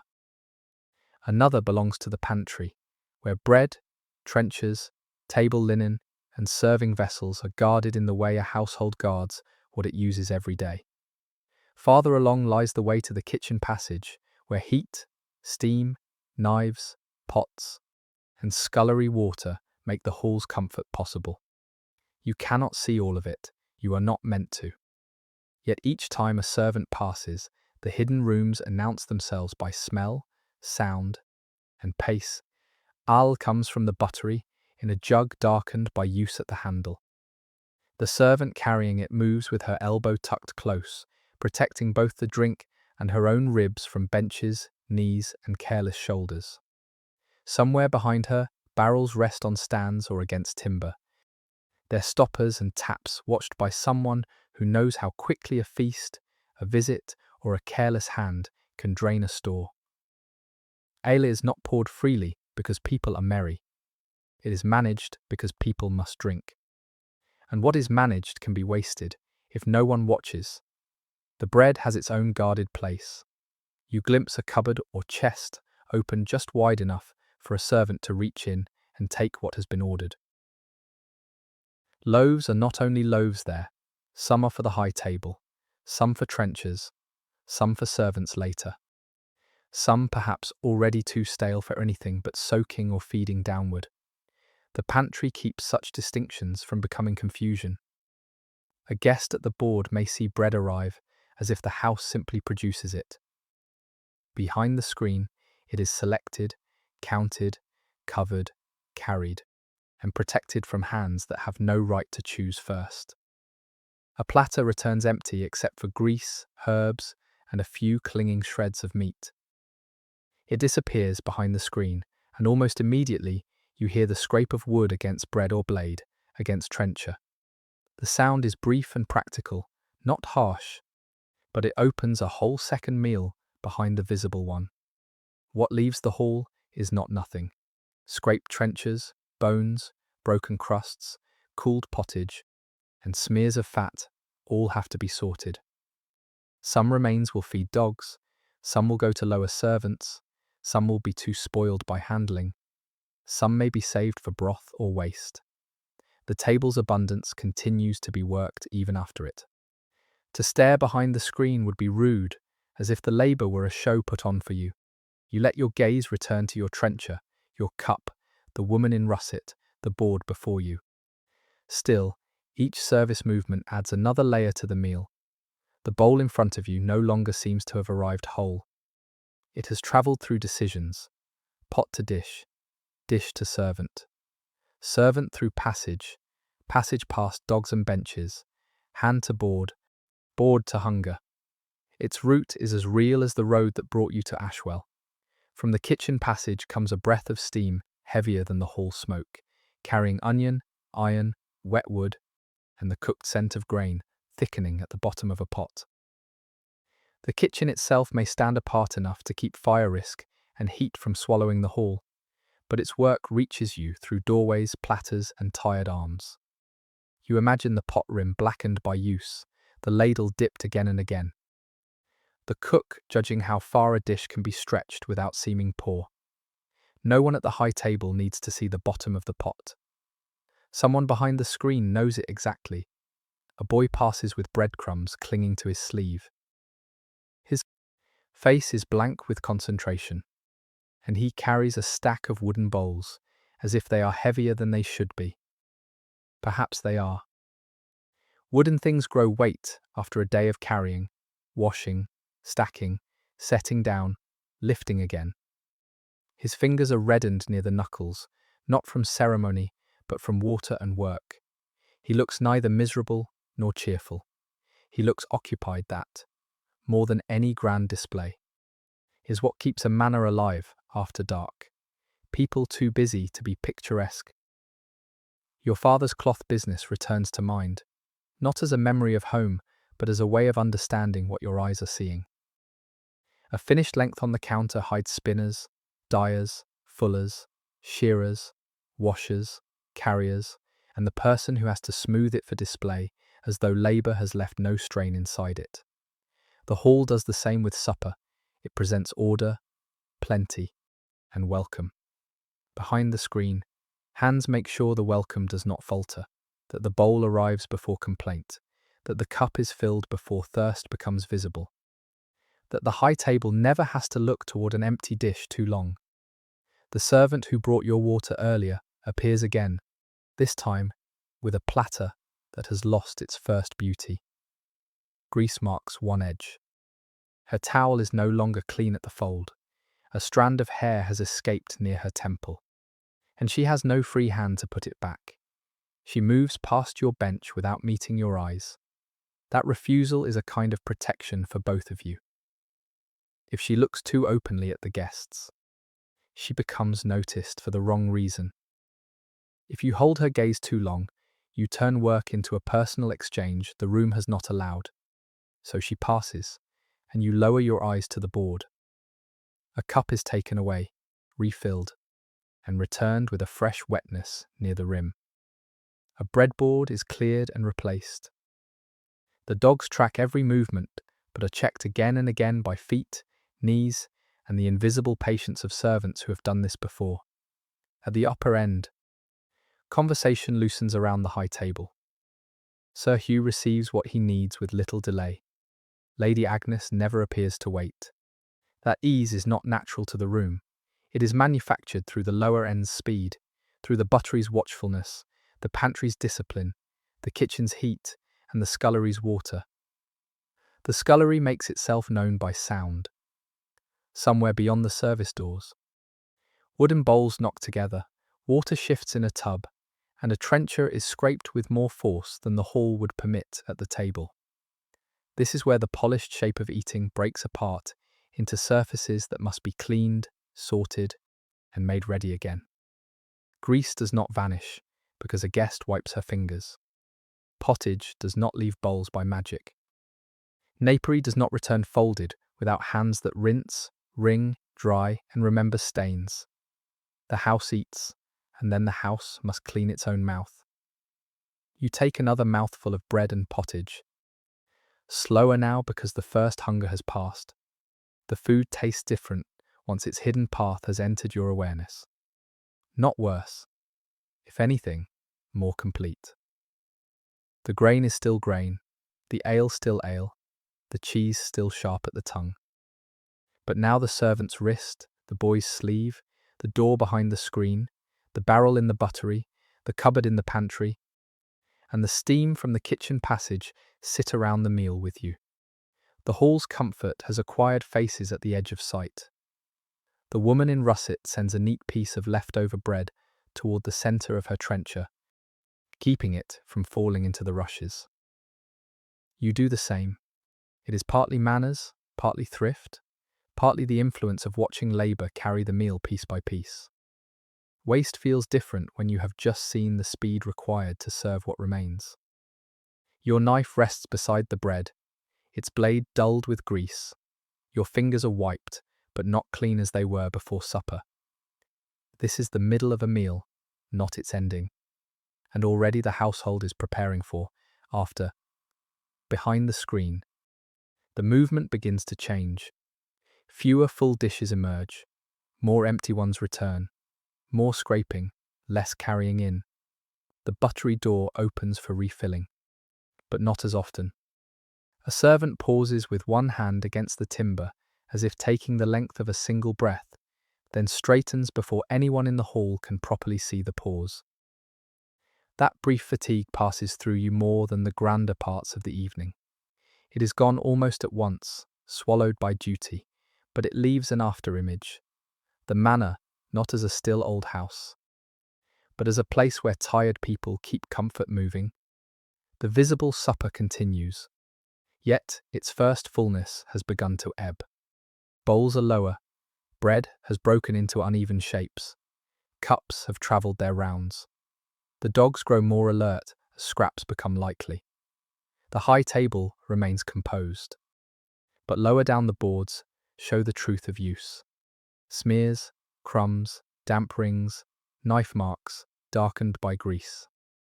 You sit inside that used and working beauty, neither turning away from the meal nor pretending it made itself. Beyond the screen, the service rooms keep breathing, and the hall slowly approaches the hour when tables will be cleared. Benches shifted, and the room will become something other than a place to eat. The first board is lifted from its trestles before everyone has entirely finished sitting. It happens at the lower end, where a servant waits for the last hand to withdraw, and then slides the plank upward with a practiced tilt. Crumbs fall into the rushes. A dog darts its nose forward and is checked by a foot. The board, which a little while ago held bread, bowls, knives, cups, rank, and appetite, becomes only wood again, carried away toward the screen with grease darkening one edge. The hall shifts around its absence. Your own section remains set for a while longer, because guests and those near the middle cannot be hurried like servants' places or lower boards. Still, the change has begun. People sit back from their trenchers, hands leave knives, cups are drained or covered. The pottage bowls have gone behind the screen, and the scent of food no longer rises fresh from the table. What remains is the smell of the room after eating ale. Smoke, damp wool, drying by degrees, meat fat on boards, crushed rushes, and the faint sourness of bread soaked through and handled. Supper has not vanished. It has settled into the materials of the hall. At the high table, movement is more deliberate. Sir Hugh remains seated while others adjust around him. Lady Agnes lets a servant remove what must be removed and keep what should remain. Her cup stays near at hand. The salt cellar is lifted only when its departure will not look abrupt. Nothing at the dais collapses into disorder. Rank must leave. The hall is freer. A man loosens his belt by the width of a thumb, Someone rolls a shoulder after sitting too still. A child near the lower end, half hidden by an older body, leans toward the rushes to watch a dog worry at a crust. The servants move differently now. During the meal their speed had been forward. Full dishes in, empty dishes out, cups filled, trenchers replaced, hands guided by need. After eating, the work spreads sideways. One servant gathers wooden bowls. Another stacks cups by kind. A third sweeps crumbs and bones from the edge of a board into a cloth, then folds the cloth so nothing spills. The scraping has a dry, repetitive sound, softened by the rushes below. No one celebrates the end of the meal. The work simply changes shape. Your fingers rest near your trencher, no longer as uncertain as they were before the first cup passed. They smell faintly of salt and bread, despite wiping. The knife at your side has been cleaned enough to sheathe, though you wait for the proper moment before putting it away. The woman in russet does so first, and you follow after a breath. The sheath receives the blade with a snug leather sound that feels like closing a sentence. Supper, at least for you, has ended. Benches begin to move. A servant grips one end while a boy takes the other, and together they slide it back from the board. The legs drag over rushes and make a low rush of stems against wood. That sound changes the room more than you expect. It loosens the long lines of eating and opens patches of floor. People who had faced one direction now turn toward one another. The hall, which a moment ago was a table, becomes a place for standing, lingering, waiting, and being seen in less formal arrangements. It is still the same room, yet the body's rules have changed. Dogs take this hour seriously. Released from the strictest part of supper, they nose the rushes with purpose, finding what hands missed and servants allowed to fall. One pushes its muzzle under the edge of a bench just before the bench is moved. A boy nudges it away with the side of his calf. Another trots toward the lower end with something too small to identify and lies down to guard it from the others. Their presence makes the hall feel less ceremonial, more occupied. A great hall is never only the Lord's room. It is also a place where animals know the schedule. Smoke hangs above in layers. The fire has done its work for the meal, but the rafters keep a memory of every burning log, every winter, every crowded evening when the roof collected what the louver did not take. Embers glow low, red under grey ash, not bright enough to transform the room. Enough to keep a centre. People drift near them without forming a crowd. The light from candles at the upper end seems weaker, now that the urgency of serving has passed. Faces appear and recede as bodies cross between flame and shadow. You notice the hall size differently after the boards are partly cleared. Earlier, it rose above you with formal height, a room of reception and rank. During supper, it narrowed around food and manners. Now it widens again, but unevenly, with furniture in motion and people choosing where to belong. Some remain near their places, unwilling to leave before the high table stirs. Some move toward the lower end where talk can be easier. Servants reclaim the spaces between them. A boy carries a trestle past with his jaw set in concentration. The hall has become less polished and more itself. A servant sweeps scraps from the floor with a bundle of twigs. She works around shoes, paws, and bench legs, sending crumbs, herbs, and dirty rush stems into a rough line. The rushes are not all removed. That would be a larger task for another time. Tonight, the worst of supper is gathered, the dangerous bits lifted, the scraps managed before they are ground deeper into the floor. The sound of sweeping is low and fibrous, almost like rain against dry leaves. It reminds you that the floor beneath everyone has been receiving the evening all along. At the lower end, space begins to hint at later uses. Not yet sleep, not while the household remains awake, and guests still move under notice. But the possibility sits there in the clearing. A servant glances toward a wall where rolled bedding or cloaks may later come out. A man who has no chamber waiting above keeps close to the place where he may eventually lie down. In houses like the hall does not finish its duties when supper ends. It may become a room for talk, for waiting, for accounts, for servants' food, for lower sleepers after the important people withdraw. The same air that held a lord's welcome may later hold someone's breath in sleep. That knowledge changes the borrowed bed upstairs in your mind. Its curtains and folded blanket feel more privileged now, not because they were luxurious, but because they remove you from this public floor when the hour comes. You think of Will, who may sleep nearer the lower company, and of the servants who will still be clearing when your own shoes are set beside a bed. The thought is not guilt, exactly. It is awareness. The kind that arrives when comfort has been assigned to you by someone else's labour and someone else's judgment. The woman in russet rises. Her movement releases you from the question of whether you should remain seated or stand. You follow, smoothing the front of your gown, aware of the darker place near the hem where damp has dried unevenly. Standing after supper changes your body. The stiffness of the bench leaves your legs. The meal sits solidly within you. The hall sounds lower now, more broken into pockets. A pair of men near a post, a servant behind the screen, a cup set down near the buttery door, a dog chewing under a bench. The distant scrape of trenchers being sorted. Lady Agnes also rises, and the room responds without becoming silent. Her women adjust around her. The high table remains the high table, even as its dishes leave. Sir Hugh's steward steps nearer, with the folded accounts in his keeping, not opening them yet, but making their presence visible at the edge of the evening. Business often waits until mouths are fed. A hungry hall is not a good place for figures, debts, samples, promises, or favours. Now the meal has steadied everyone enough for quieter obligations to return. A small table is being cleared near the side, away from the worst of the traffic, but still inside the hall's authority. A candle stub is set there, and its flame leans when someone passes.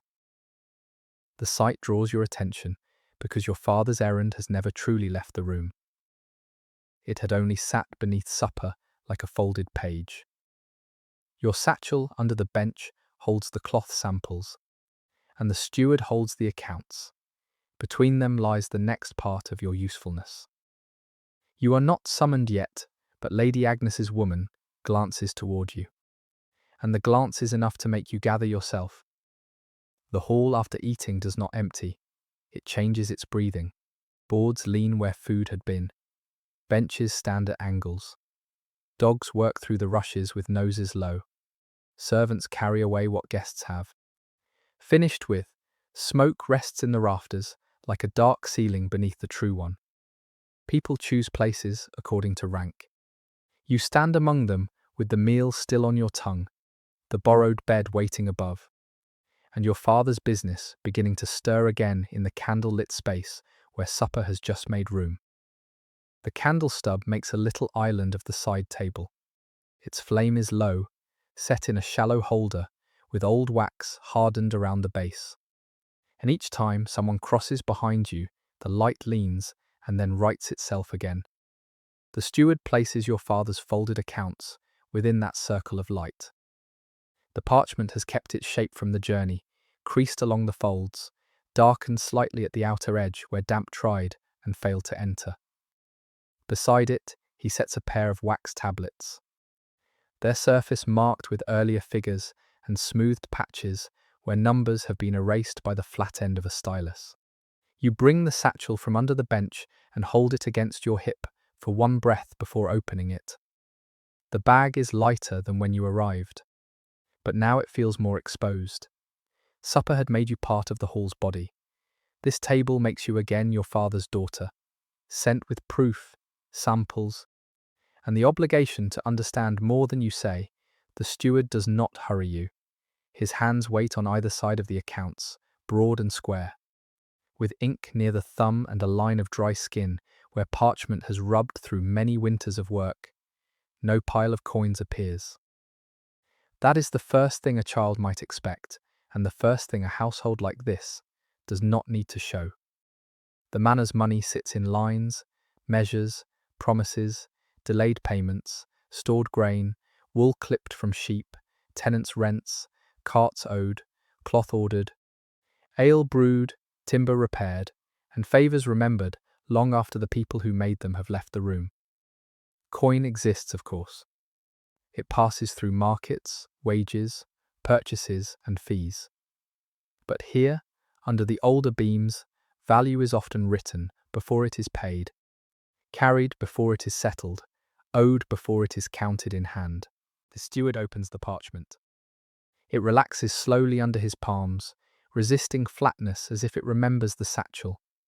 Your father's mark sits near the top, pressed in wax and crossed by the cord that had held it closed. The writing is familiar enough to tighten your chest for a moment, not because the figures frighten you, but because the shape of the letters belongs to home.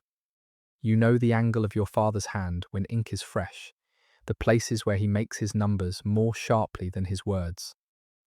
The way he leaves less space when he mistrusts the man who must read them. The first cloth sample comes from your satchel, wrapped in plain linen. You unfold the covering without letting the edges drag across the table. A sober blue lies on top, dense and even in colour, the nap smooth where it has been brushed. The steward touches it with 2 fingers, not as a merchant would, but with enough knowledge to judge whether the order has been honoured. You do not correct the way he handles it. The hall is not your father's shop, yet your mind supplies what your mouth does not: the quality of the dye, the weight of the weave, the labour of fulling, drying, shearing, folding, and keeping moth from undoing what people have made. The brown sample follows, then the madder red.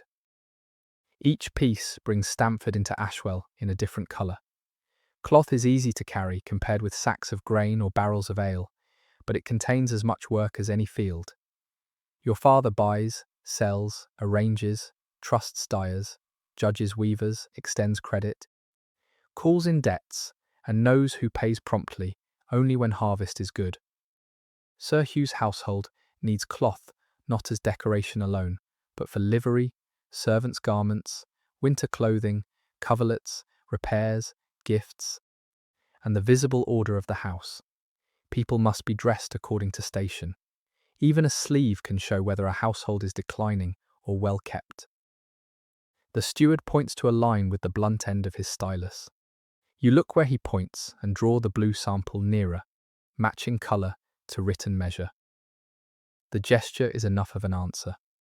A woman does not need to lecture a steward at his own lord's table.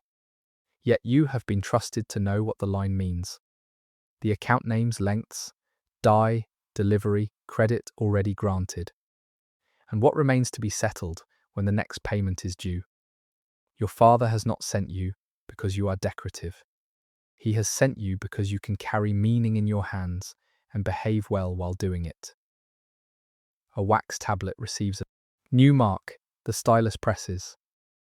Wax is useful because it can remember briefly and forgive later. Figures can be tested there before parchment makes them more permanent. You watch the steward's hand form marks in the softened surface, and the whole manor seems to gather into that little dark square.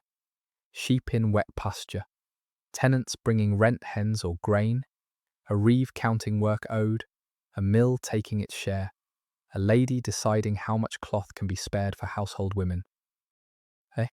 Merchant in Stamford, waiting for payment without insulting the knight whose custom he still wants.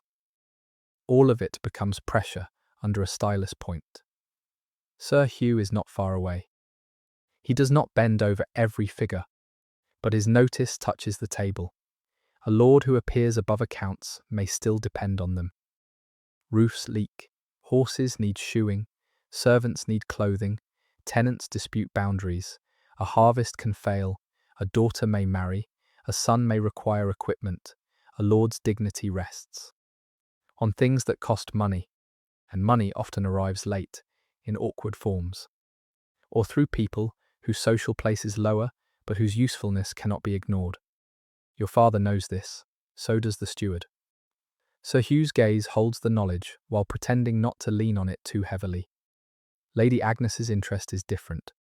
Her eyes linger on the cloth, especially the linen wrapper and the madder red, and then move to your hands. She is reading not only the account, but the woman who carried it. Cloth in her keeping becomes shirts, veils, sleeves, bedding, servants' garments. Gifts to dependents, perhaps even a way to preserve dignity when cash is not ready. She knows what can be stretched, turned, cut down, patched, and made presentable under watchful eyes. Your mother would understand that look.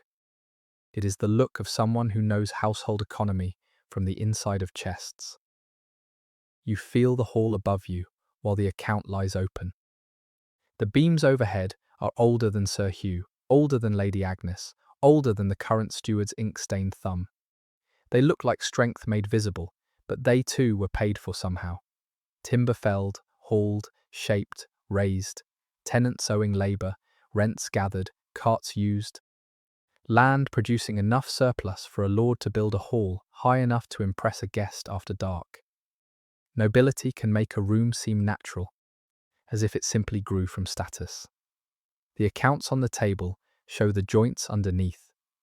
The steward turns one fold of parchment back and compares a line with the tablet. He pauses, not in alarm, but in attention. You draw out the last sample, a narrower strip your father included for just such a moment, and lay it beside the others. The strip shows a variation in dye where one batch ran deeper. Your father had marked the difference honestly, and now the evidence rests in candlelight.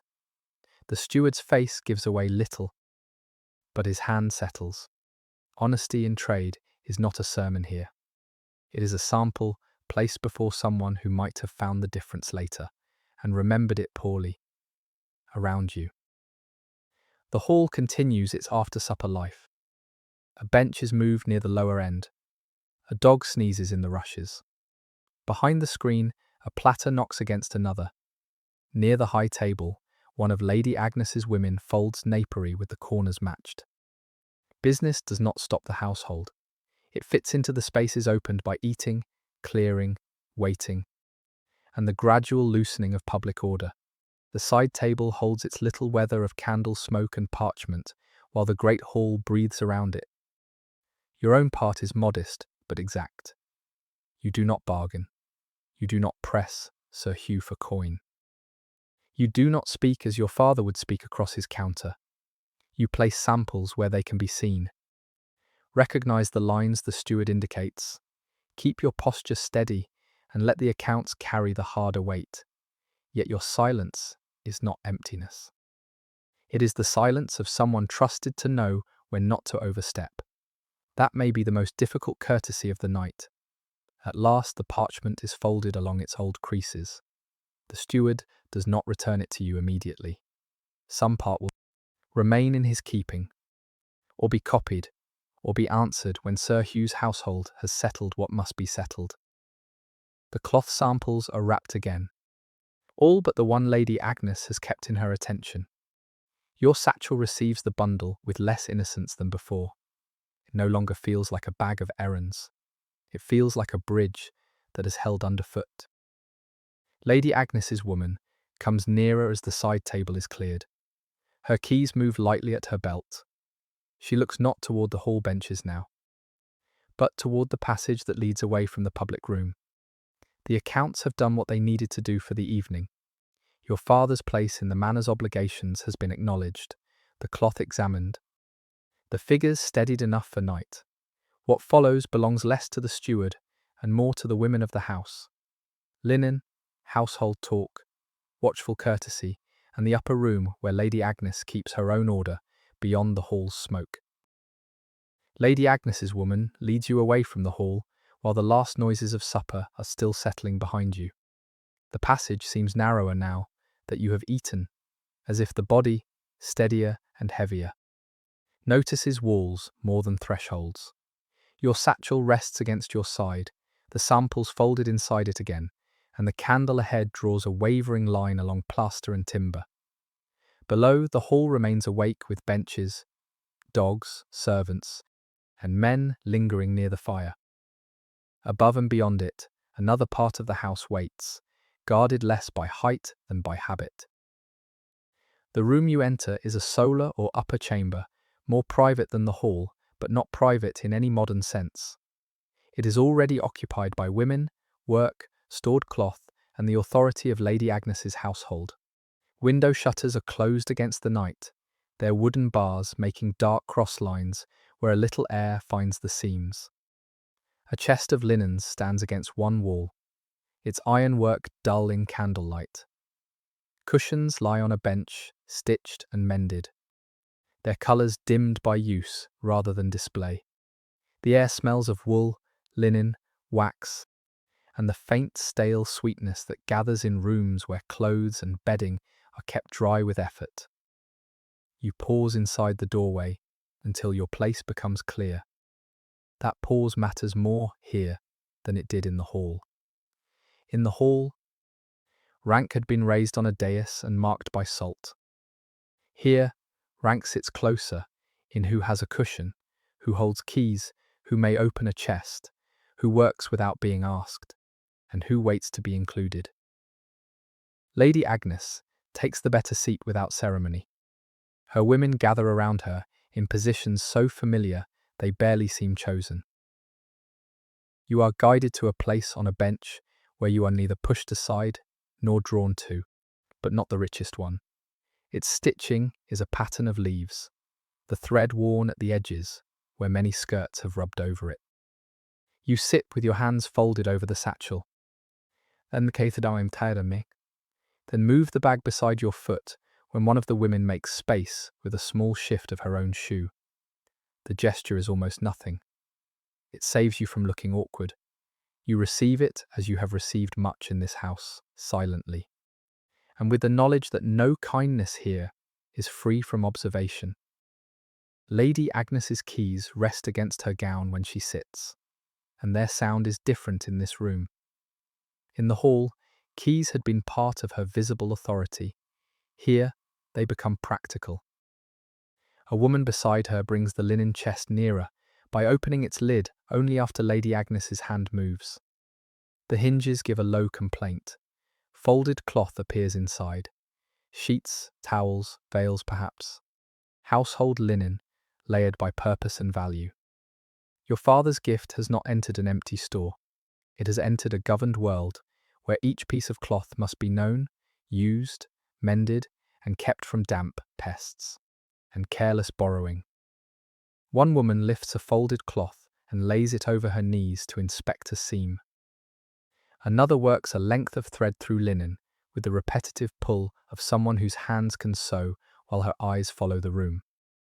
A younger girl winds thread around a card, trying not to tangle it.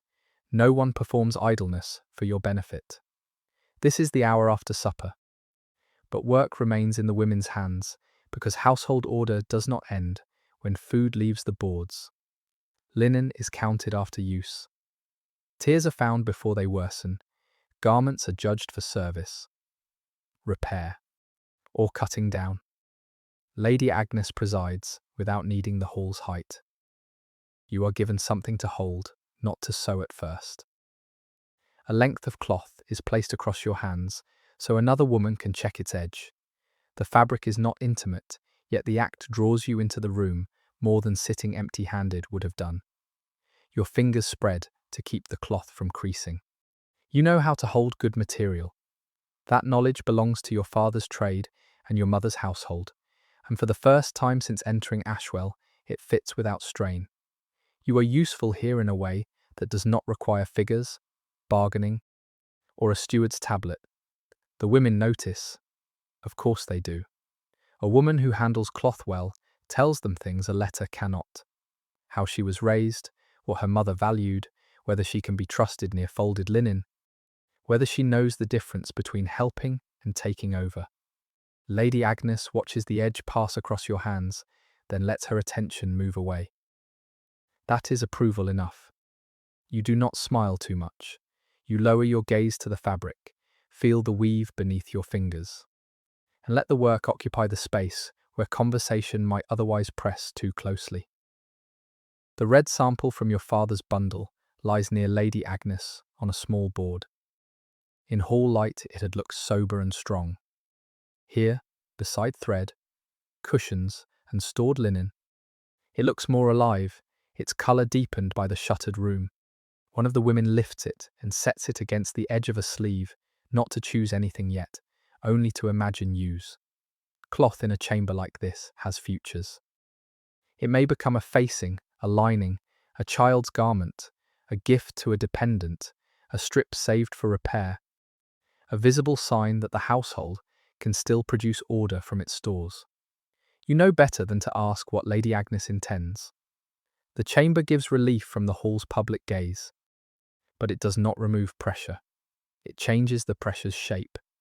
Here you must know when to be modest, without shrinking, helpful, without presuming, observant without appearing curious. You may look at the linen when it is handed to you. You may not study the chest as if counting another woman's stores. You may admire the cushion beneath you by using it properly, not by touching its pattern. You may let your eyes rest on the shutters, the thread, the candle. Lady Agnes's hands. You must not behave as if this upper room has become yours because you were invited into it. The shutters rattle once, when the wind finds the wall. The sound is slight but close. In the hall, weather belonged to doors, horses, cloaks, and the broad roof gathering smoke. Here it touches the room at the window seam, making the candle lean and the thread shadows tremble on the wall. One of the women glances toward the shutter without rising. Another pulls her shawl closer at the shoulder and continues sewing. Comfort here is not softness laid over everything. It is the fact that the shutters hold, the linen is dry, the candle is guarded, and the women know where every needed thing is kept. A household woman's life gathers in such rooms. Not hidden from history, only hidden from the kind of history that prefers battles, charters, and men's names. Here, marriages are weighed through linen stores and dowry cloth. Illness is met with sheets, towels, herbs, and prayers. Hospitality becomes a bed made ready, a basin set out, a guest placed where she will be safe and watched. Children leave traces in hems, let down and sleeves patched. Servants' work is corrected, preserved, and sometimes forgiven. Rank lives in keys, yes, but also in who notices a tear before it becomes a shame. You think of your mother then, not sharply enough to ache, but with the clear recognition that she would understand this room without needing to be led through it. She would see which linen was newer, which cushion had been turned to hide wear, which woman had authority over the younger one, winding thread too tightly. She would know that Lady Agnes's courtesy to you includes all the women in the room, agreeing by silence and handling that you may sit among them for a little while.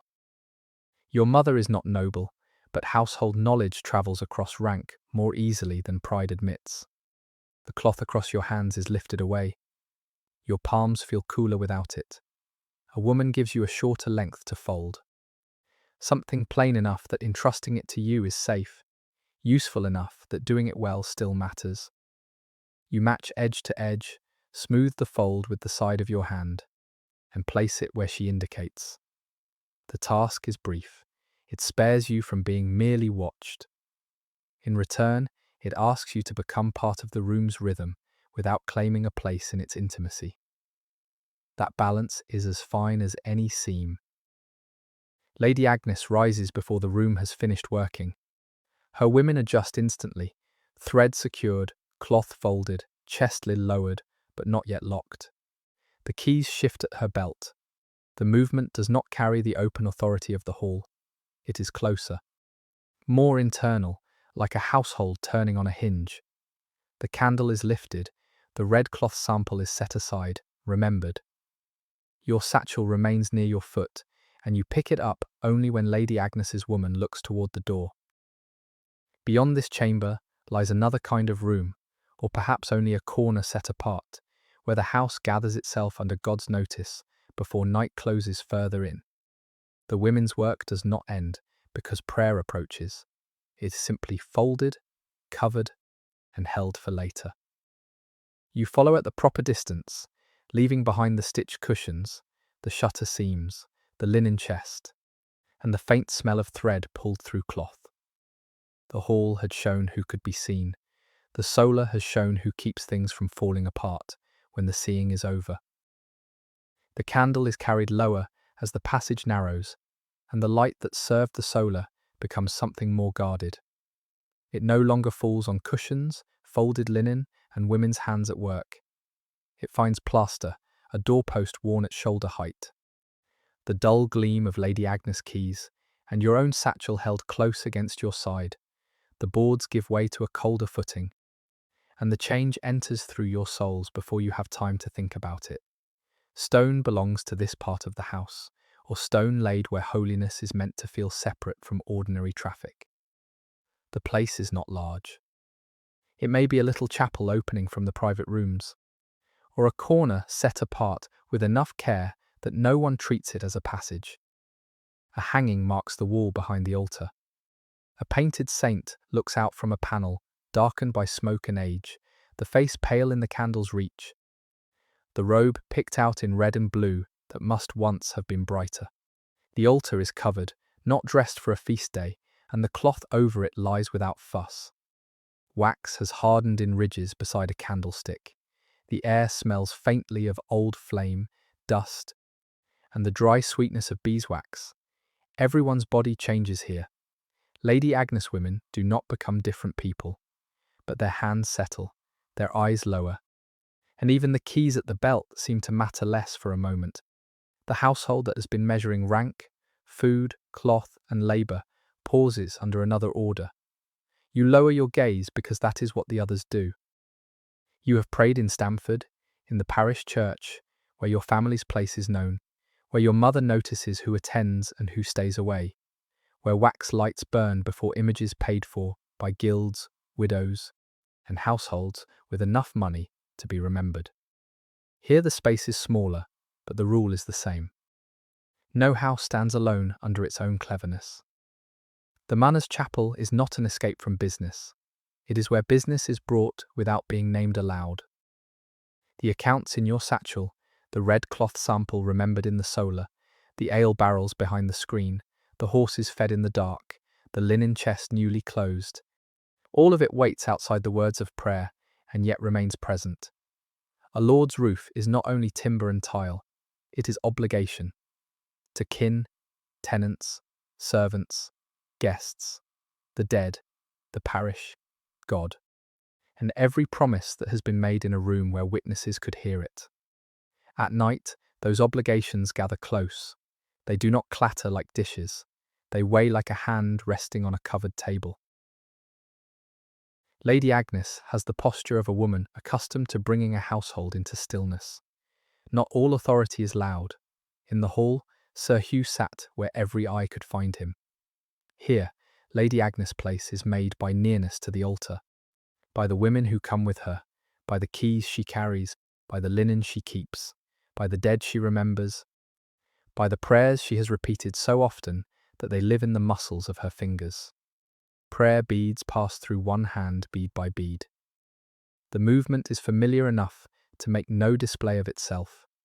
A thumb, a pause, another bead.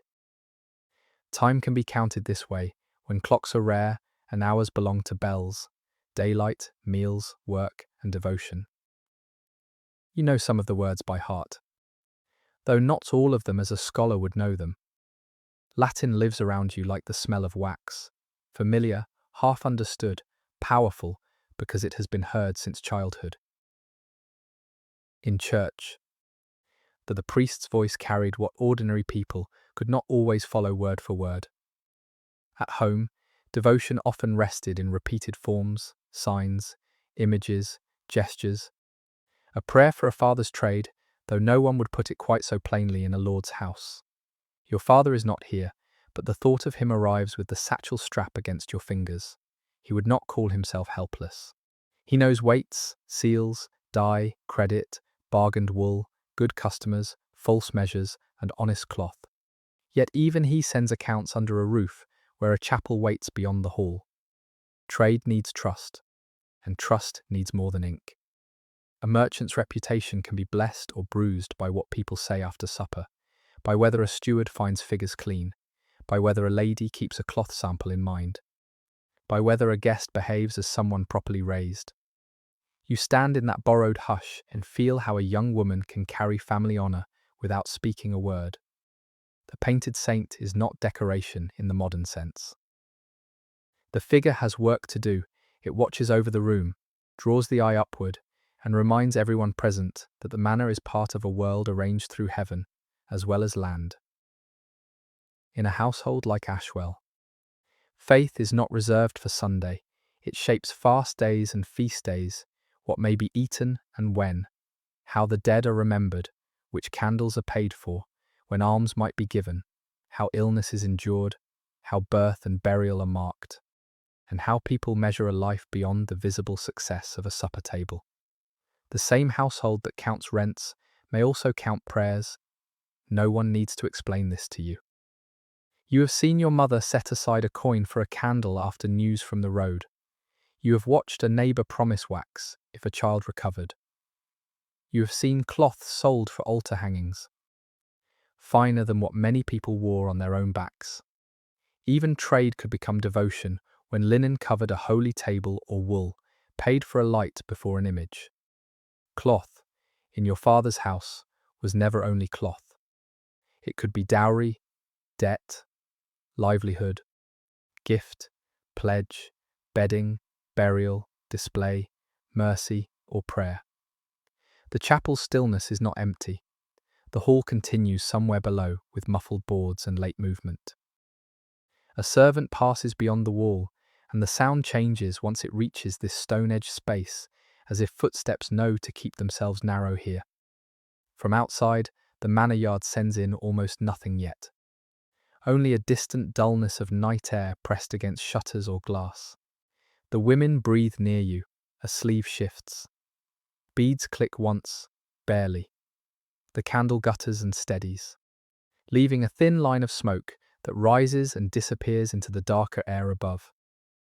For a guest, the chapel brings a different kind of uncertainty. At table, you could watch hands and cups. In the solar, you could fold linen and make yourself useful. Here, usefulness is not the point.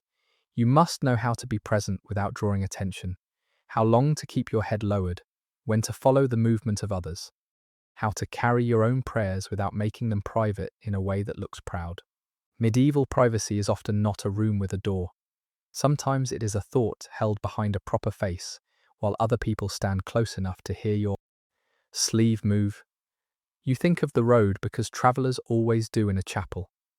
Not the whole journey again. Not the mud or the horses in detail, but the simple fact that you arrived after dark and were taken in. In a world of bad weather, uncertain inns, injured animals, swollen streams, and strangers at gates, safe arrival is never too ordinary to acknowledge. You think of Will somewhere below or near the lower end of the household. His own manners loosened now that food has been taken and business moved away from him. You think of the 2 horses fed from Ashwell's stores. You think of the bed assigned to you, curtained and waiting. As if the prayer has reminded you that even sleep is a mercy someone else has prepared. Lady Agnes remains composed, but the chapel gives her a human outline the hall could not show. Near the high table, she belonged to display, hospitality, judgment. Here she belongs also to fear and hope, though no one would call them by such plain names. A household mistress prays over more than her own soul. She has children or kin to guard, servants to govern, stores to stretch, reputations to maintain. Tenants whose troubles may arrive as petitions, illnesses that can cross thresholds, no key can bar. And a husband's decisions that may unsettle the rooms she keeps in order. Her stillness is not lack of feeling. It is discipline. The covered altar holds the room together. Its cloth is cleaner than the boards below the hall table where after supper, cleaner than the towel used at the basin, cleaner than the work linens folded in the chest. Cleanliness here has another meaning. It is care made visible, respect laid flat. fabric given a purpose beyond warmth or show. You notice the edge of it because you are a cloth merchant's daughter and cannot help noticing edges. The hem has been worked by someone with patience. No one points it out. No one needs to. In a house like this, devotion also passes through women's work. Washed, mended, folded, protected from damp, laid out when needed. Put away before careless hands can spoil it. The pause does not last long. Night has too much waiting for any room to claim everyone forever. A final movement passes through the women, not hurried. Not theatrical. Beads are gathered. A sleeve is smoothed. Lady Agnes turns from the altar, and the others prepare to follow. The candle is lifted again, and the painted saint withdraws into dimness as soon as the flame moves away. What had seemed present and near becomes a face in shadow, still there, no longer asking to be looked at. As you leave, the cold of the chapel floor remains in your feet for a few steps. Behind you, the covered altar keeps its own silence. Ahead, the passage opens back into the breathing house. The manor has not stopped while prayers were made. Somewhere below, dishes are being dealt with. Dogs are nosing through rushes. A latch is handled, and the night air presses against timber and shutter. The hush goes with you for a little while, folded inside the evening like the linen in the solar chest. Then, beyond the wall, the yard begins to make itself heard.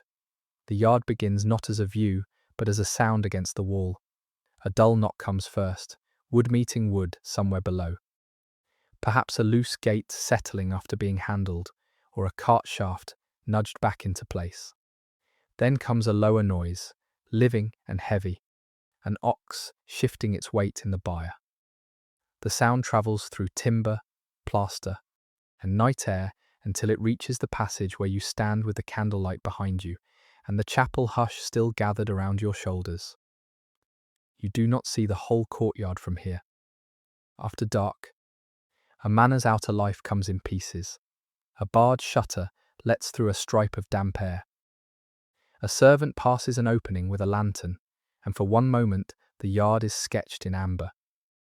The edge of a barn wall, wet ruts shining where feet and wheels have churned the ground, a stack of straw pressed under a lean-to roof, and the dark round of a cartwheel resting against stone. Then the lantern moves on, and the yard returns to sound. Hooves scrape. A chain gives a brief metallic answer. Somewhere under that, chickens rearrange themselves on a perch. Feathers rustling asleep makes them testy and blind. The house has grown more private since supper, yet the manor outside has not gone to bed in the way a modern house might. There are too many bodies under its keeping, horses brought in from the road, oxen that pull ploughs and carts, cows in winter shelter or near it, depending on season and weather, hens that turn kitchen scraps into eggs, dogs that belong partly to protection, partly to nuisance, partly to companionship, and wholly to the habits of the place. Each has to be fed, fastened, counted, listened for. A manor after dark is a set of rooms, yes, but also a ring of sheds, byres, stables, barns, carts, troughs, ladders, locked stores, and tired workers, making sure the night does not undo the day. Lady Agnes women move ahead of you, and their candle remains inside the house. Contained by walls, the yard belongs to another order. The people moving there at this hour do not gather around cushions or folded linen. They check latches with cold fingers. They haul a last armful of straw. They step around dung in the dark by. A stable boy may know which horse stamps when disturbed, which bar sticks in wet weather, which corner of the stable floor has gone hollow. The knowledge is not written down. It sits in hands, shoulders, ears, and the way a person stops before a door because something about the sound beyond it is not quite usual. A dog barks once from near the yard entrance, sharp enough to make another answer from farther off. The second dog sounds thinner, perhaps beyond the manor buildings or down toward a tenant's holding. Then both fall back into the night's ordinary breathing. No one in the passage startles. This is not alarm yet. A house like Ashwell knows the difference between a stranger at the gate, a fox worrying the hens, a loose animal, and a dog announcing its own importance to the dark. You, being a guest. No less. That is one of the more private forms of being away from home. Other people can read the noises that leave you guessing. The air reaching through the shutter smells of wet earth, straw, old wood, and animals enclosed for the night. It is not the cleaner cold of the chapel floor, nor the smoke-thick breath of the hall. It carries the yard's stored life. You taste a little of it at the back of your mouth, mixed with the last ale from supper and the wax scent clinging to your sleeve. The day's boundaries have shifted. Earlier, the yard was a rival. Reins, saddles, servants, your cloak being taken, the relief of not having to stand in the dark with a tired horse. Now it is maintenance. The same yard that received you must feed what brought you, guard what the estate owns, and hold its useful animals until morning needs them again.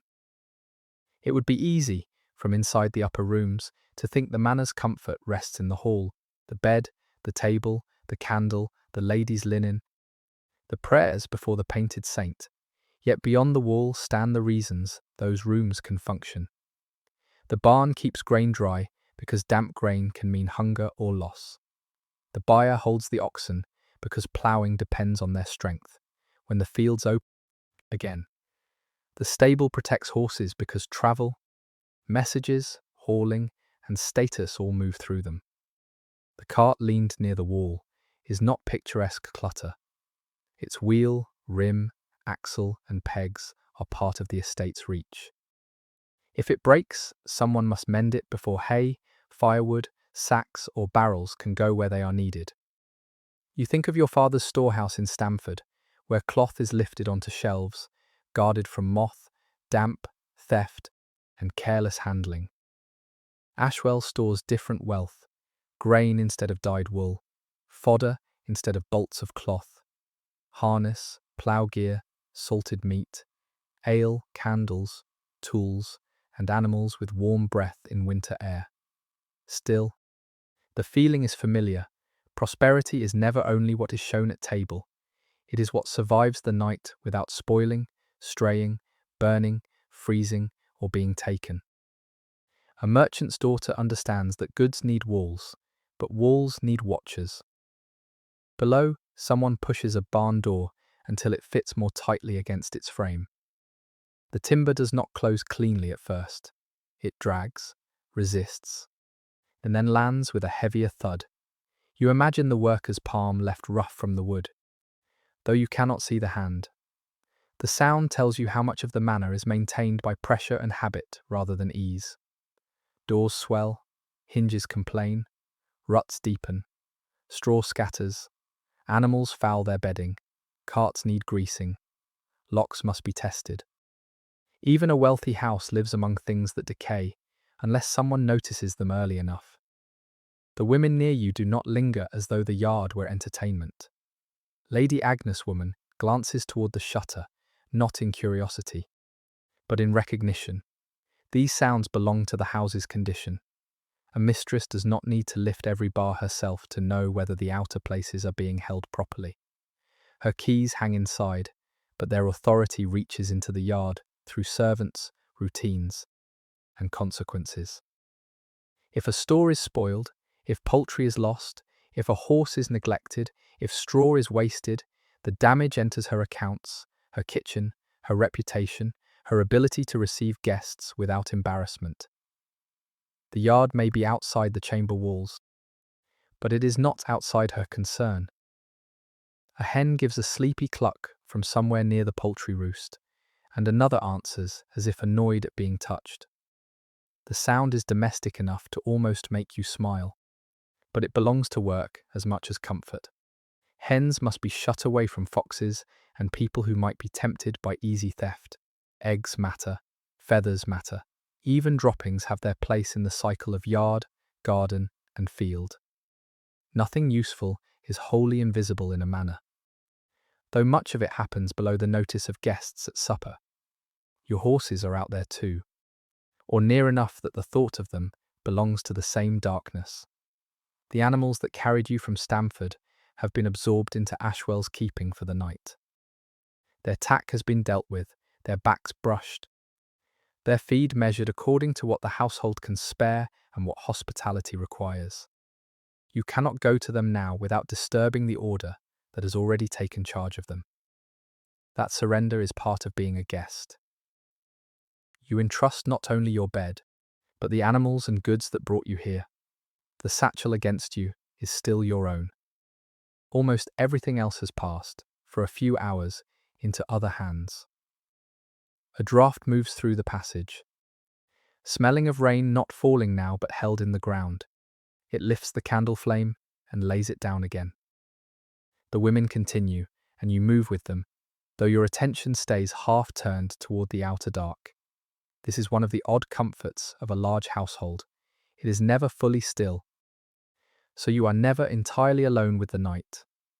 Someone is banking a fire, someone is rinsing a vessel, someone is listening for animals. Someone knows which door should be barred next. For those with low status, that wakefulness is labour. For a guest, it becomes reassurance, though a decent guest does not forget whose tired feet make it so decent. The yard widens the manor inside your mind. Ashwell is no longer only the hall where Sir Hugh sat, or the solar where Lady Agnes held her women's work, or the chapel corner where wax and stone gathered the household under prayer. It is also the unseen ox turning in straw. Cut, waiting with mud, dried on its spokes, the barn door fitted against weather, the dog deciding whether a sound is worth troubling the house. It is an arrangement of needs that extends beyond every candle. Land feeds animals, animals work land.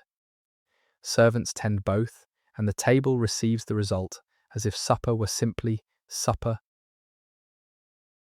A final sound rises from the yard before the passage turns away. A bucket set down near stone, not dropped. Only placed with the dull certainty of someone finished with one task and ready for another. The noise fades quickly. After it comes a stretch of night in which the house seems to listen to itself. Your own steps return to you from the boards. The satchel rests against your hip. The chapel's hush has thinned, but not vanished. Outside, the byres and barns settle deeper into darkness, and inside, from the service rooms below, iron, water, and tired hands are beginning the work that follows the meal. A pot answers the brush with a gritty scrape, and the sound carries farther than voices would. It comes from below and beyond the screens, where the supper that looked so composed in the hall is being taken back into separate parts. Grease, bones, crumbs. The household has eaten, but the kitchen has not finished with the meal. In some ways, its hardest hour has only just begun. Lady Agnes woman does not lead you into the working room as if it were open to you. You are a guest. Not one of the people whose sleeves are darkened by that labour, but the route back from the inner rooms brings you close enough to the service side for the sounds to gather. A doorway stands partly open. A servant carrying a covered vessel so near that you smell leaks. Beyond him, the kitchen light is lower now, redder than before, no longer flaring for show or service, but held over what must be cleaned, saved, counted, and made safe. The room beyond the passage is not a modern kitchen tucked politely behind a door. In a manor like Ashwell, the kitchen is a dangerous, necessary place. Often set apart from the hall or built with enough separation to keep smoke and fire from ruling the whole house. Its walls are smoke-darkened. Its floor has known water, ash, spilled broth, and the tread of many feet. Iron pots hang or stand near the hearth. Hooks, spits, ladles, bowls, tubs, and racks make a rough order that only the workers can read. To you, at the edge, it seems crowded even after the eating is over. To them, it is a map of what must happen before sleep can claim anyone. A scullion bends over a pot with sand or ash and water, working the inside until the last clinging skin of pottage loosens. The scraping is not hurried now, but it is persistent. Another vessel waits beside it. Then another. A wooden tub receives water gone cloudy with grease. Someone lifts it, shoulders braced, and carries it away from the busiest footing. The floor does not gleam, it is made usable again by effort. Not by perfection. The night's standard is practical.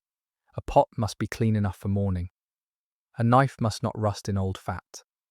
A board must not keep what will sour. Fire must be watched, not trusted. Nearer the hearth, broth is being saved. What remains in the pot is not waste simply because the high table has finished. A cook knows what can thicken tomorrow's pottage, what can be cooled and covered, what must be given out before it turns, what belongs to dogs, what might go to lower servants, and what should never be offered again. Guarded from spoilage, herbs have been cut and dried, dairy has been watched against heat and time. To throw away thoughtlessly would insult every hand that brought the meal this far. You notice a trencher lifted from a stack, weighed in a worker's hand, more by instinct than measure. Bread that served as a plate has a second life, if it is fit for one. Some pieces are too sodden, some still have enough body to be gathered, some may be set aside according to the household's custom. Dogs will get their portion, but not everything that falls from a table belongs automatically to them. Scraps have order too. Bones, crusts, leavings from the better boards, peelings from earlier preparation, all of it enters a system of use, permission, and rank. Even leftovers know the shape of the house. Knives are wiped with an attention that looks almost tender until you remember their importance. The kitchen's blades are not your personal knife at table, but they are valuable tools, and a tool neglected becomes a cost. A servant pulls a cloth along a blade, turns it, checks the edge, and sets it with others. Another hand gathers wooden bowls, their interiors dulled by use. Grease shines briefly in the hearthlight before it is rubbed away. Where water is needed, water must be carried. Where cloth is needed, cloth must be washed later. Every act creates another act somewhere else. The cook stands at the center without needing the highest voice. Authority here is made of timing. The cook knows what has been served, what was held back, what is in the larder, how much fuel remains, which servant can be trusted with a full pot, which child must be kept from the hearth, which dish pleased the high table, and which shortage must not be made visible. A lifted hand sends one person toward the scullery, another toward covered storage, another back through the passage. The lower servants move with fatigue in their backs, but also with practice. They know the difference between haste and waste, between finishing and merely stopping. Fuel receives its own kind of care. The hearth that fed the evening cannot simply be abandoned. Wood is expensive in labour, even when land provides it. Someone cut it, stacked it, dried it, carried it, and fed it to the fire at the right pace. The remaining embers are raked and judged. Ash is drawn aside. A useful coal may be kept alive under cover for morning. Because starting fire from nothing is work, no one invites without need. Too much flame at night is danger. Too little, and the morning begins harder. In that balance, the kitchen becomes almost watchful, a room lowering itself from service into guarded rest. Heat lingers in the stones and iron, but it is changing. Earlier, the working rooms breathed out steam and urgency. Now the heat sinks. The air near the passage carries smoke, damp wool, stale ale from returned cups, and the sharper smell of scraped metal. A servant with forearms bare below, rolled sleeves, pauses just long enough to shift a heavy vessel against a hip, then continues. The pause is ordinary, almost invisible. It is how labour survives the night, not by drama, but by the permission of a breath between burdens. You stand outside the real centre of that work and feel the old discomfort of being served well. A merchant's daughter knows labour better than a lady might be expected to know it, but you are still not the one bent over the pot. In your father's house, you have seen cloth measured, folded, brushed, packed, protected from damp and lifted by tired apprentices. You have seen your mother set aside household stores with an eye that missed little.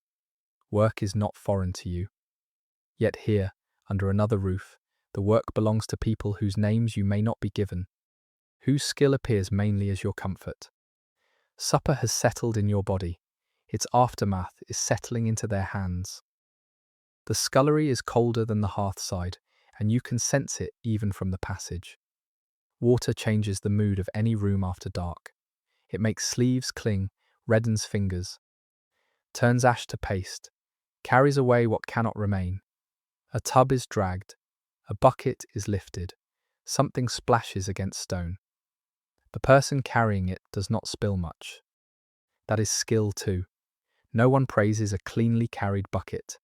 They would notice only the mess if it went wrong. Food storage pulls the evening toward tomorrow. Covered crocks are moved back from the open work.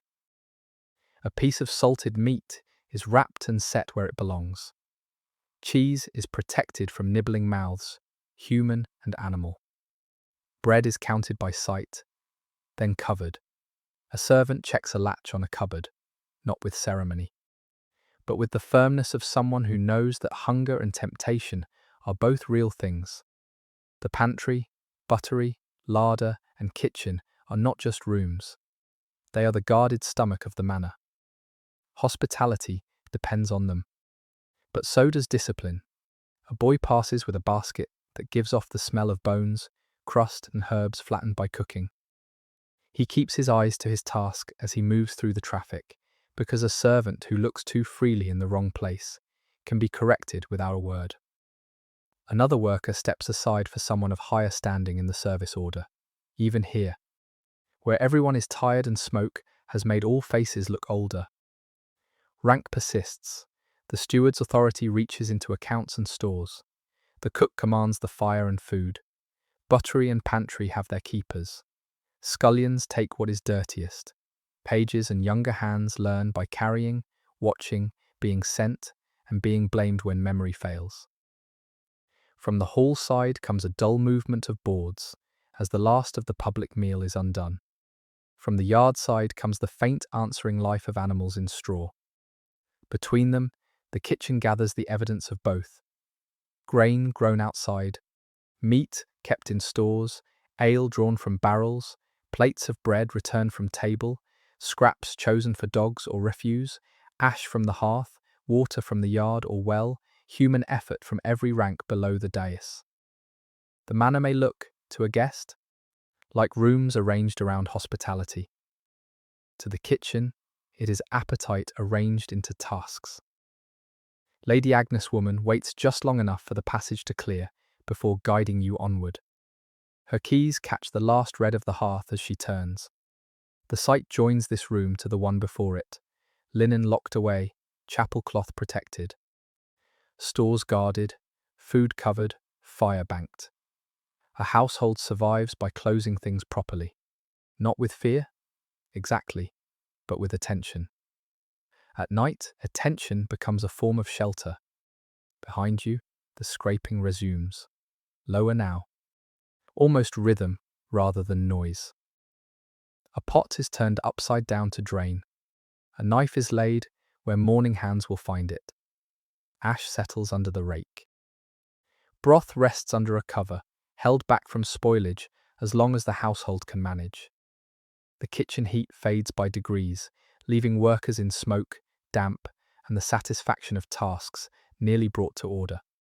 Ahead, another set of duties is waiting. Bars to be set, shutters fixed, chests checked, doors made trustworthy until dawn.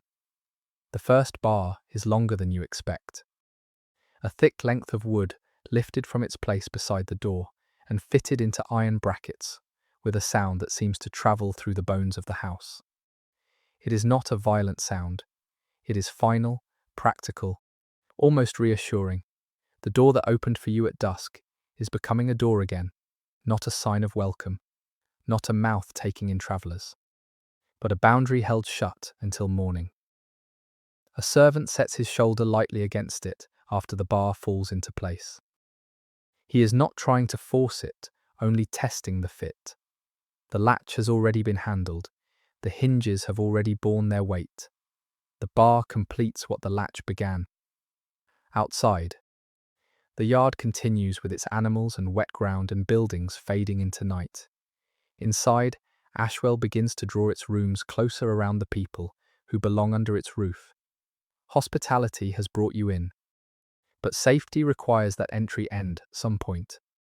Keys move through the passage like a second set of voices.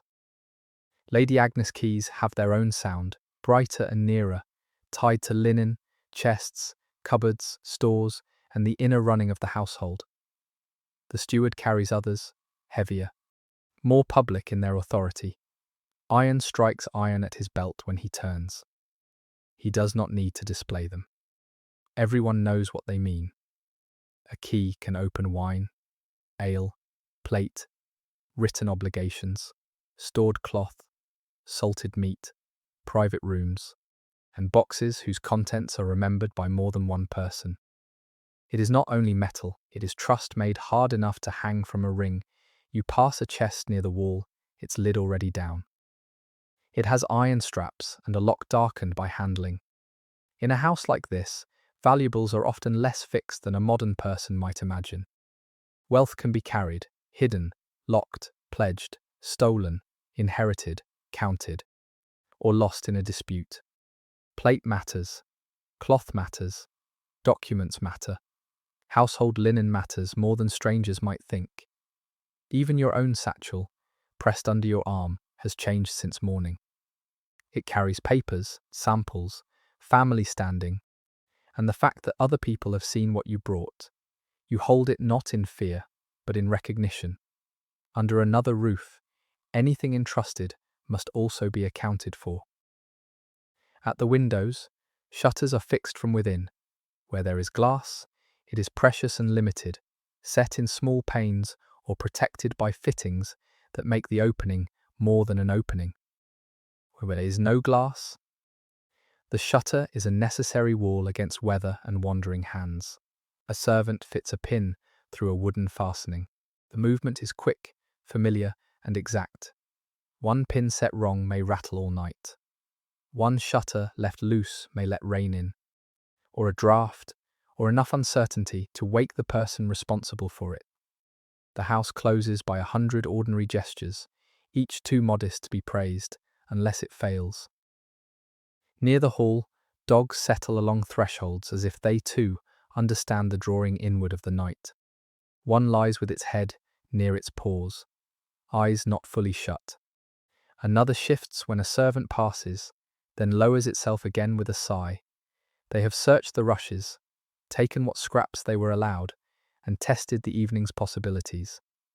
Now they become part of the boundary, smelling what no human hears. All curl together near the doors. The steward makes his last circuit with the authority of someone who will be blamed for what is missed. He looks toward the screens, the lower door, the service rooms, the hall's banked embers, the passage leading toward storage, the place where benches have been moved aside. His face is not dramatic in the candlelight. It is tired and intent. After supper, after accounts, after the kitchen has begun to settle its pots, he still has to make the house legible for night. People must be where they should be. Fires must be contained.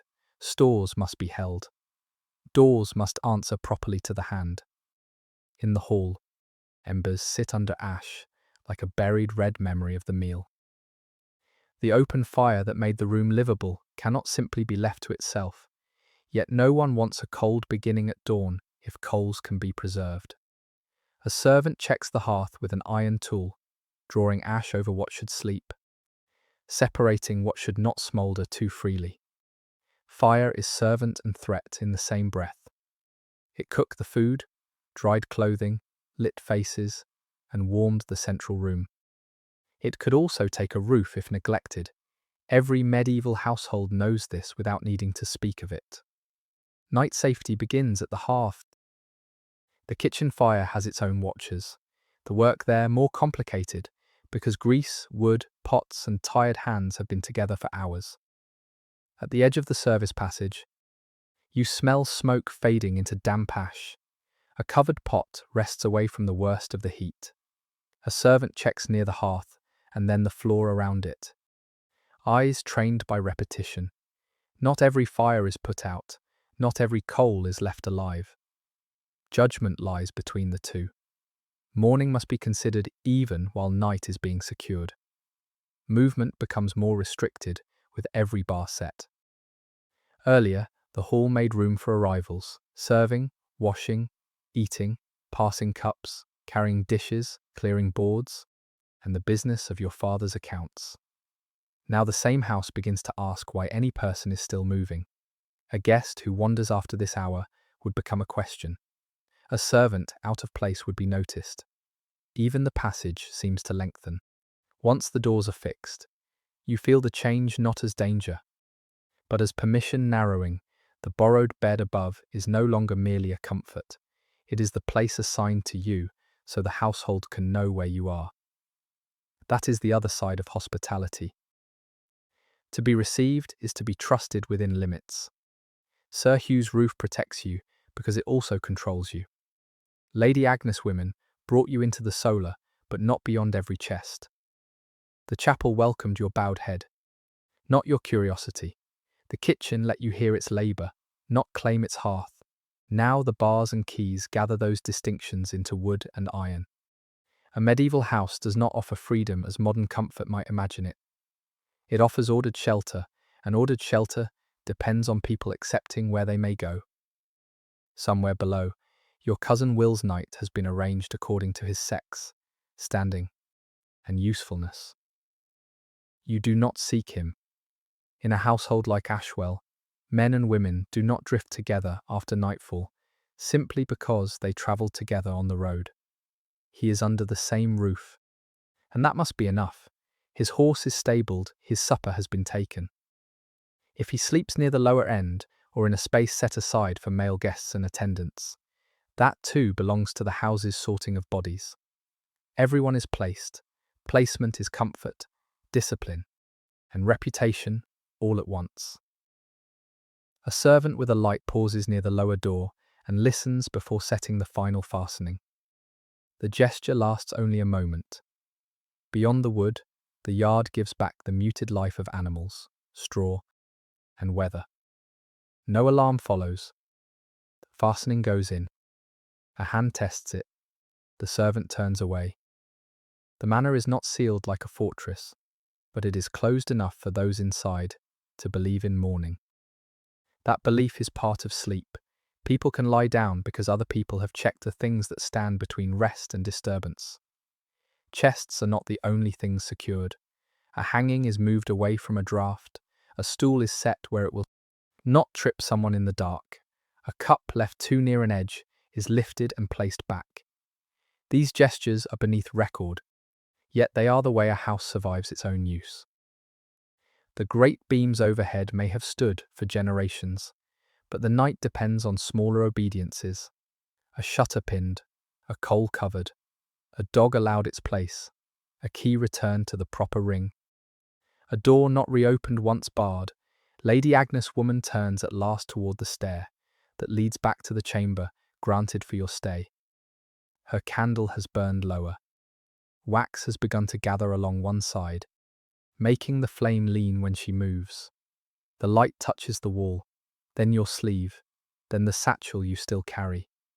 Behind you, the steward's circuit continues without ceremony. Ahead, the house narrows toward the place where you are meant to sleep. You feel the manor's protection, not as softness, but as a series of decisions made around you. This door closed, that fire watched, this guest placed, that chest locked. This passage left only to those trusted with it. By the time your foot reaches the first stair, the lower rooms have changed again.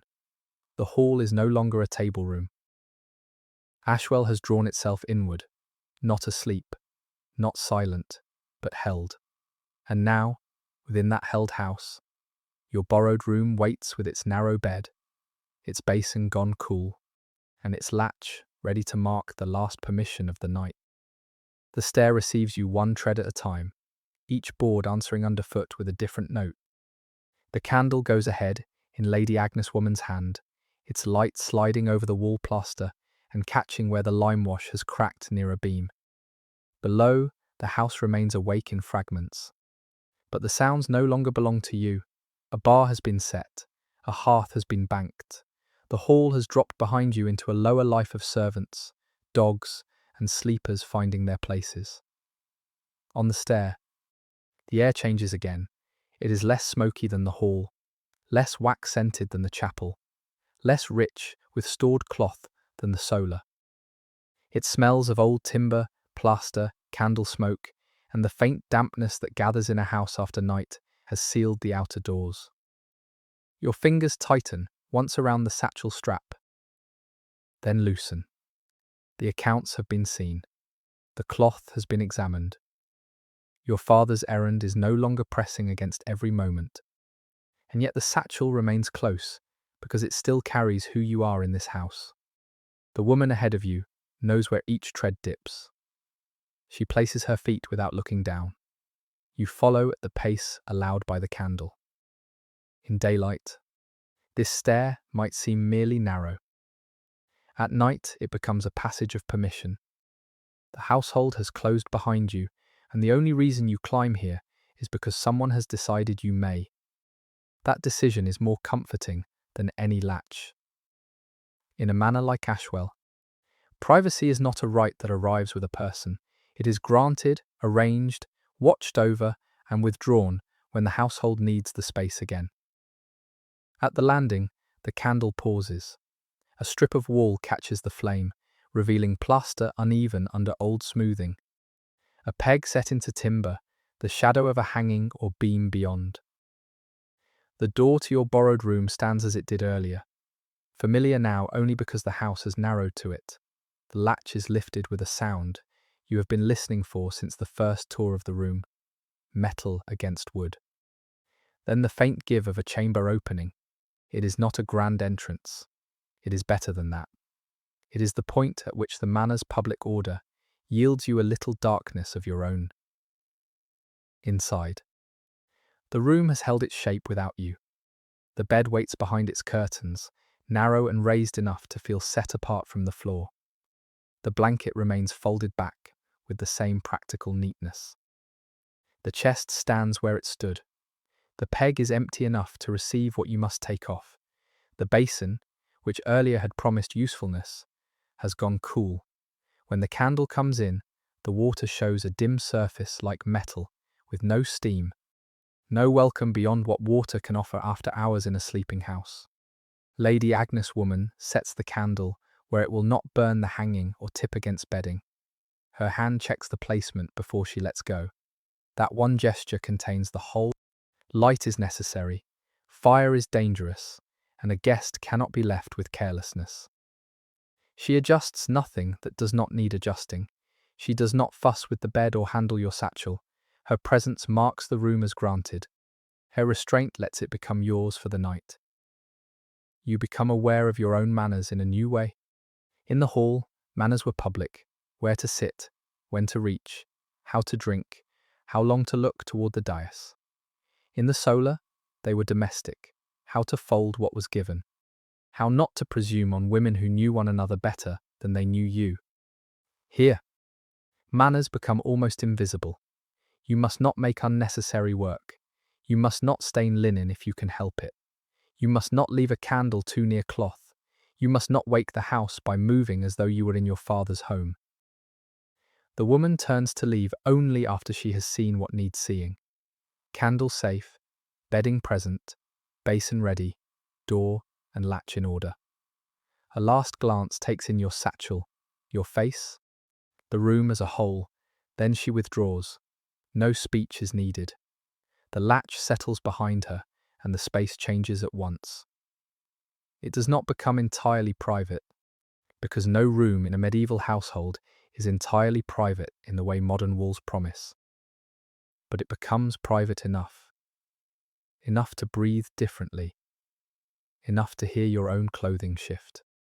Enough to let your shoulders lower, because no one is placing you at table, measuring your father's accounts, or watching how you fold linen.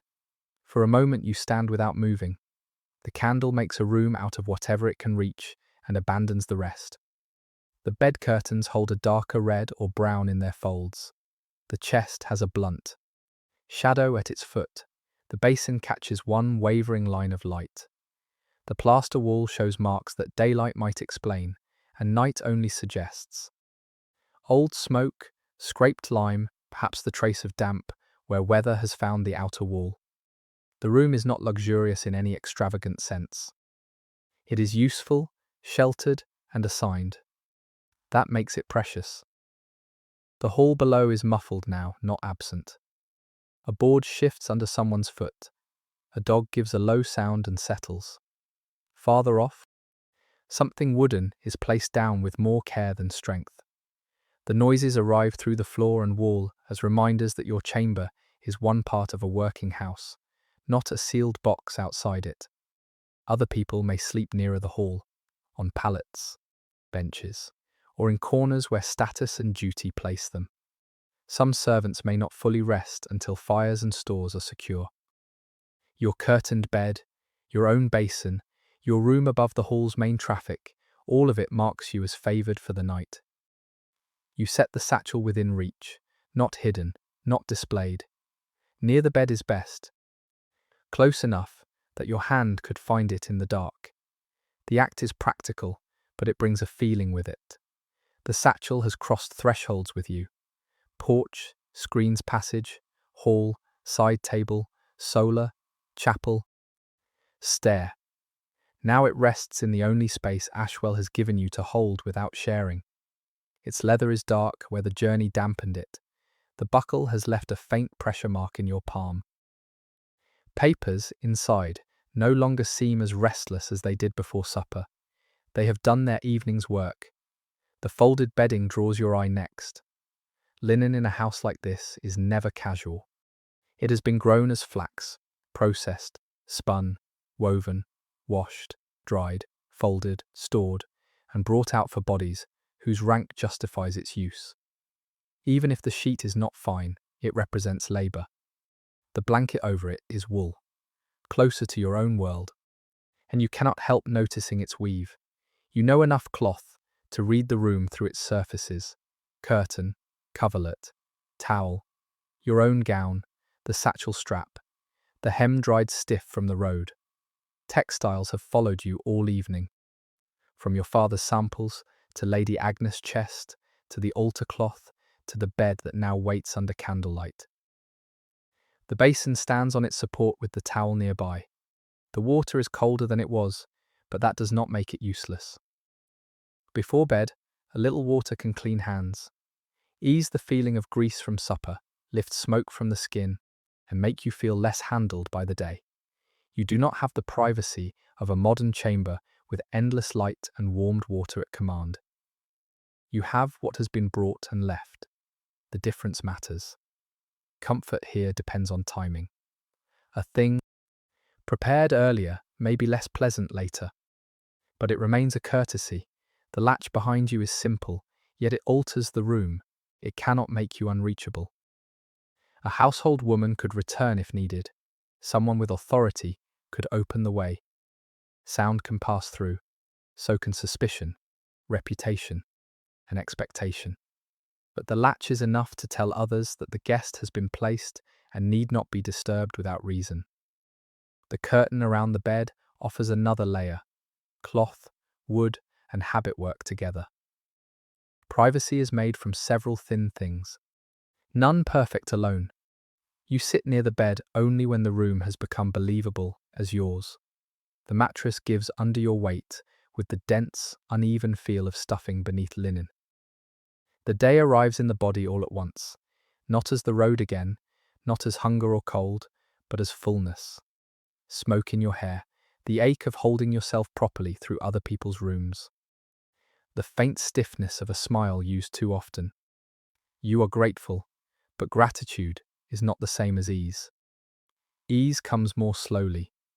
It comes when the candle keeps burning where it was set, when no one lifts the latch, when the hall below remains distant, when the satchel is close enough, when the bed does not belong to you, but will hold you all the same. A guest's room is a temporary promise. By morning, it will begin to loosen. Bedding may be shaken, water emptied, the chest reclaimed, the floor swept, the room returned to the household's ordinary use or prepared for someone else. Tonight, though, the promise holds. You have crossed from road to hall, from hall to table, from table to workrooms, from chapel to stair, and now to this narrow chamber where the Manor's order has made a pause around your body. The candle burns with a muted, patient light. The basin waits. The bed curtains hang still. Your satchel rests near the place, your hand can find it. Below, Ashwell keeps its last duties moving through timber and shadow. Here in the room granted to Cecily of Stamford for one night, the next task is no longer greeting, eating, observing, or being useful. It is the older, humbler work of preparing the body for sleep. Pins, sleeves, girdle, hose, shoes, and the linen shift beneath everything. The first pin resists before it comes free. It has held your sleeve through road, hall, supper, and all the measured movements of another household. And now it catches once in the cloth, as if the evening itself does not wish to loosen. You work it out by the candle's low light and place it where it cannot roll away. A lost pin is not a little thing in the banish into bedding, or cost more than a careless hand deserves. Another pin follows, then another. The sleeve slackens at the wrist. Cloth that all evening belonged to posture and presentation begins to belong to the body again. Earlier, every layer helped make you legible. Merchant's daughter, respectable traveller, useful guest, not servant, not kin, not someone to be dismissed. Now those same layers ask to be handled, aired, and set aside, with enough order that morning will not begin in embarrassment. Even alone, you cannot simply drop things where they fall. Clothing is labour stored in fabric, and your mother's habits have followed you into this borrowed room. The girdle comes next. All evening, it held knife, pouch, and the line of your gown in the way expected of a woman who must appear composed among strangers. When you loosen it, the change is immediate. Your breathing deepens without permission. The weight at your waist falls into your hands, familiar leather and metal smelling faintly of your own use, smoke, and the room below. You coil it carefully on the chest. The knife, no longer needed at table, is set with it. A woman's belt is not decoration alone. It holds the small necessities of movement through the day, and when it is removed, the day has truly begun to end. The gown does not come away, like modern clothing, quick and careless. It must be persuaded, past ties, sleeves, folds, and the stiffness gathered at the hem. The cloth has taken the shape of sitting, standing, bending, and keeping still. Near the bottom, the hem is darker, where damp from the road never fully left it. Even after hours inside, wet wool remembers. You lift that edge and feel the cold stored there, not enough to trouble the room, but enough to make you grateful the fabric can hang rather than lie bundled on the floor. If it stays crumpled, it will greet morning with a sour smell and a crease that announces neglect. A peg in the wall receives what the chest should not. The gown hangs with its damp edge away from the bedding as best the room allows. You smooth one fold, then stop yourself from fussing over what darkness will not improve. In a household like Ashwell, clothing must last. Wool can be brushed, aired, mended, turned, and guarded from sparks. It is not washed in the way linen is washed. The linen shift beneath it has borne the body's closeness all day, so the outer layers do not have to. That is one of the plain truths of medieval dress. Cleanliness often begins with the garment no one sees. The shift remains. It is the layer nearest the skin, simple and necessary, smelling of linen, travel, and a long day lived under watchful eyes. To sleep in it is not poverty or carelessness. It is ordinary modesty and comfort. A way to keep the body covered, even when other garments are set aside. The cloth has creased at the elbows and under the arms. At the neck, it has taken the faint scent of smoke from the hall and beeswax from the chapel. You smooth it down before reaching for your hose, and the gesture is less vanity than relief. The body, after being arranged for other people, is finally being returned to itself. Wool hose cling at the calves where the day has pressed them into place. Garters loosen, and the first stocking peels away with a feeling almost tender because skin meets cooler air. The other follows. Feet that have been held in leather shoes and wool finally spread against the floorboards. The boards are not forgiving, and the candle does not reach far, but the freedom is enough. You rub one ankle with the other foot and feel the mark where the garter sat. No one records such marks. They belong to the unpainted part of history, the part everybody understands. Your shoes are set aside with their toes toward the wall. They are not fine enough to be admired, not poor enough to be ignored. They have done what shoes must do, taken mud, kept stones from the foot, endured stirrup, yard, hall, and stair.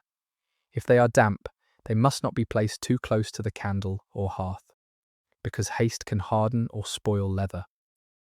If they are left in the way, someone half awake may find them badly. You set them where morning can reach them without search. The room becomes more yours with each object put into place. Not because you own it, but because your things have begun to answer its corners. Hair comes last, or nearly last. All evening, it has been governed by pins, covering, and the modest order expected of you. You remove what holds it, one piece at a time, keeping each pin together. Stray hair catches near your temple. Your fingers find the tight places where the day's arrangement has pulled. The comb passes through with a dry whisper, then catches, then moves again. Its teeth leave lines that vanish almost as soon as they are made. Smoke loosens from the strands. So does the road, the hall, the chapel wax, and the close air of other people's rooms. There is no mirror bright enough to consult, and perhaps that is a mercy. You do not need to see yourself as others have seen you. You need to be comfortable enough for sleep, ordered enough for morning, and modest enough that if the latch lifted in necessity, you would not be ashamed. That balance governs women's bodies in houses, not their own. You are alone. But not beyond the reach of custom. The curtains, the latch, the dim candle, the walls, all give privacy, but habit gives it shape. The basin water is cold against your fingers. You use it sparingly, lifting away what remains of the evening from hands. Wrists, perhaps the corners of the face where smoke and fatigue have settled. The towel is not yours, and that knowledge changes how you use it. You pat rather than scrub. Fold the dampened part inward. Leave it where it can be found. A servant may take it in the morning. That unseen future hand makes you more considerate in the present. Borrowed comfort always has someone else at the far end of it. The garments gather around the room in a new order, gown on the peg, girdle coiled on the chest, pins together, hose set where they may air, shoes against the wall, cloth samples and papers in the satchel within reach, the linen shift still on your body. The arrangement is ordinary, but it carries your life in miniature. Trade, travel, modesty, family training, female caution, and the need to wake ready for other people's eyes. Nothing is tossed aside, as if morning will solve it. Morning belongs to those who prepared for it the night before. Below, a sound from the hall rises and disappears. Too muffled to name. The candle flame leans toward the door, then rights itself. The room has cooled around you while you worked through your layers. Without the gown, the air finds your arms more quickly. The bed curtains look less like decoration now and more like shelter. Cloth again becomes boundary. The shift on your skin, the blanket folded back, the curtains waiting to be drawn or left according to custom and comfort. For all the rules that have held you since dusk, this is the most private work of the evening. Not because no one has ever done it before, because everyone has, servants, ladies, daughters, widows, travelers, children, half asleep on pallets, men at the lower end of the hall. All of them must eventually come down to the body, beneath rank. Loosen, unpin, unlace, set aside, wash a little. Keep what can be used again. Preserve warmth if there is any. Guard decency, and lie down. The manor's order reaches even here. But the body has its own authority now. It asks for rest. You place the last pin with the others and look once toward the satchel near the bed. It is close enough. The candle has burned lower. The room smells of linen, wool, leather, cooled water, and the faint smoke that follows every medieval evening indoors. Your clothes hang and lie in the places you have given them, drying, airing, waiting to become public again. In the bed, straw or flock beneath linen will have its own feel, and the curtains will change the air around you. Undressing has brought you to the edge of sleep, but the bed itself still has to receive you. The bed receives your hand before it receives your weight. Pressed through the linen, the mattress has an uneven give, and the labour of all the people who made each layer possible before you ever reach the stair. When you sit on the edge, the wooden frame gives a modest creak.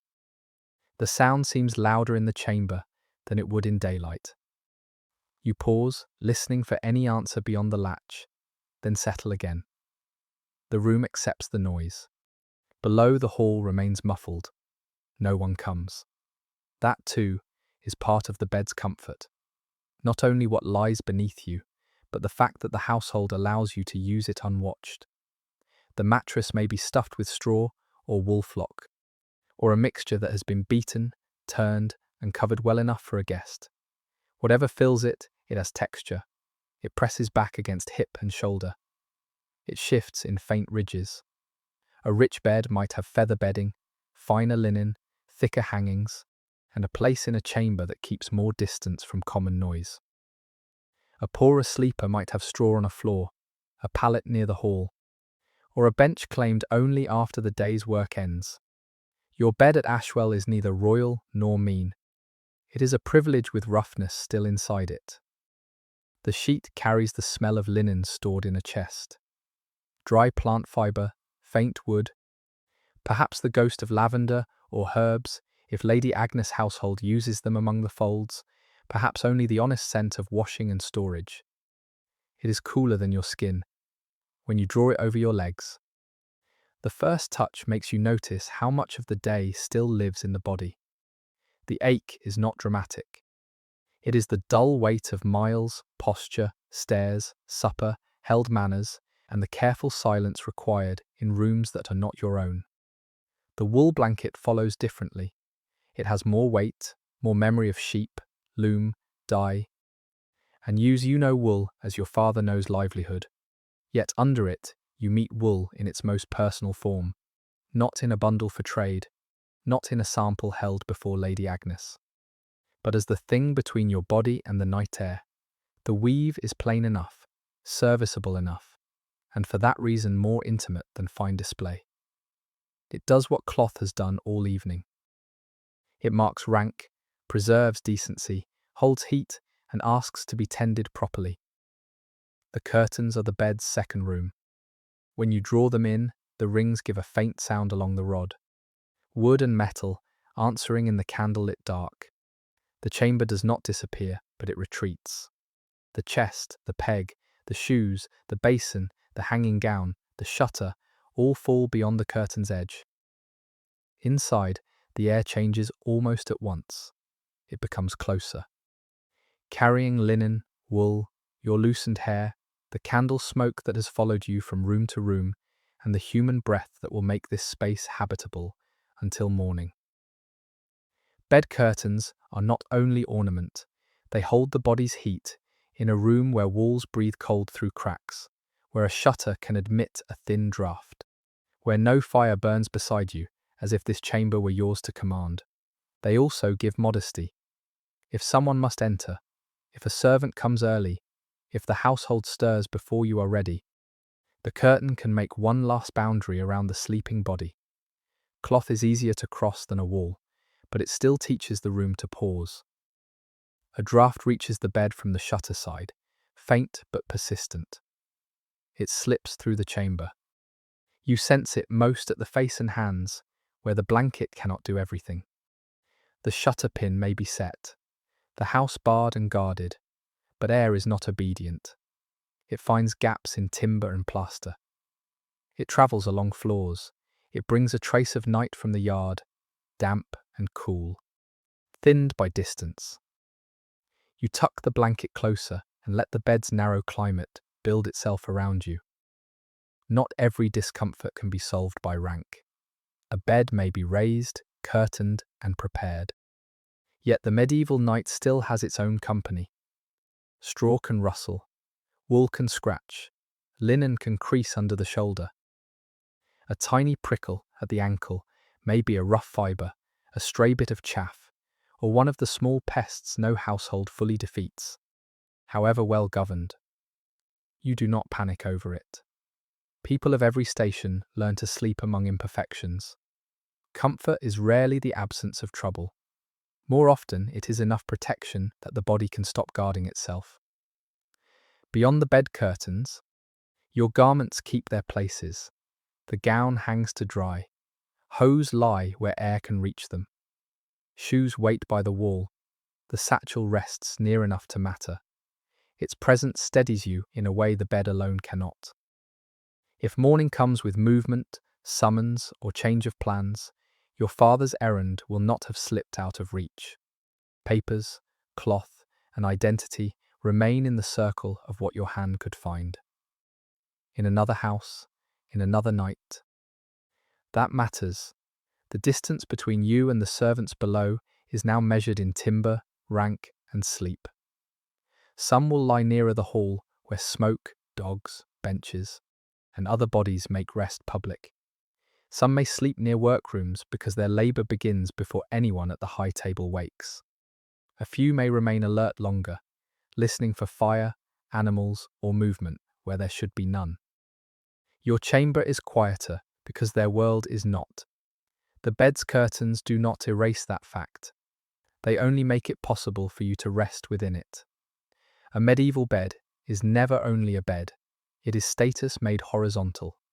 It is stored cloth, carpentry, laundering, filling, mending, and permission. It is the right to be off the floor, the right to have linens brought out, the right to close fabric around yourself and become less visible for a few hours. For a guest, it is also a sign that the house accepts responsibility for your body until dawn. You may not own the chamber, but tonight the manor has placed you where it can protect you, account for you, and leave you alone. The candle beyond the curtain thins the fabric with a low amber glow. It cannot be left forever. Wax costs money, and flame near cloth is never innocent. You part the curtain enough to see the room once more before darkness takes most of it. Basin dull on its stand, gown hanging in a folded shadow, shoes by the wall, satchel close. Candle sunk lower in its holder. The chamber looks less like a place prepared for a guest and more like a place that has absorbed one.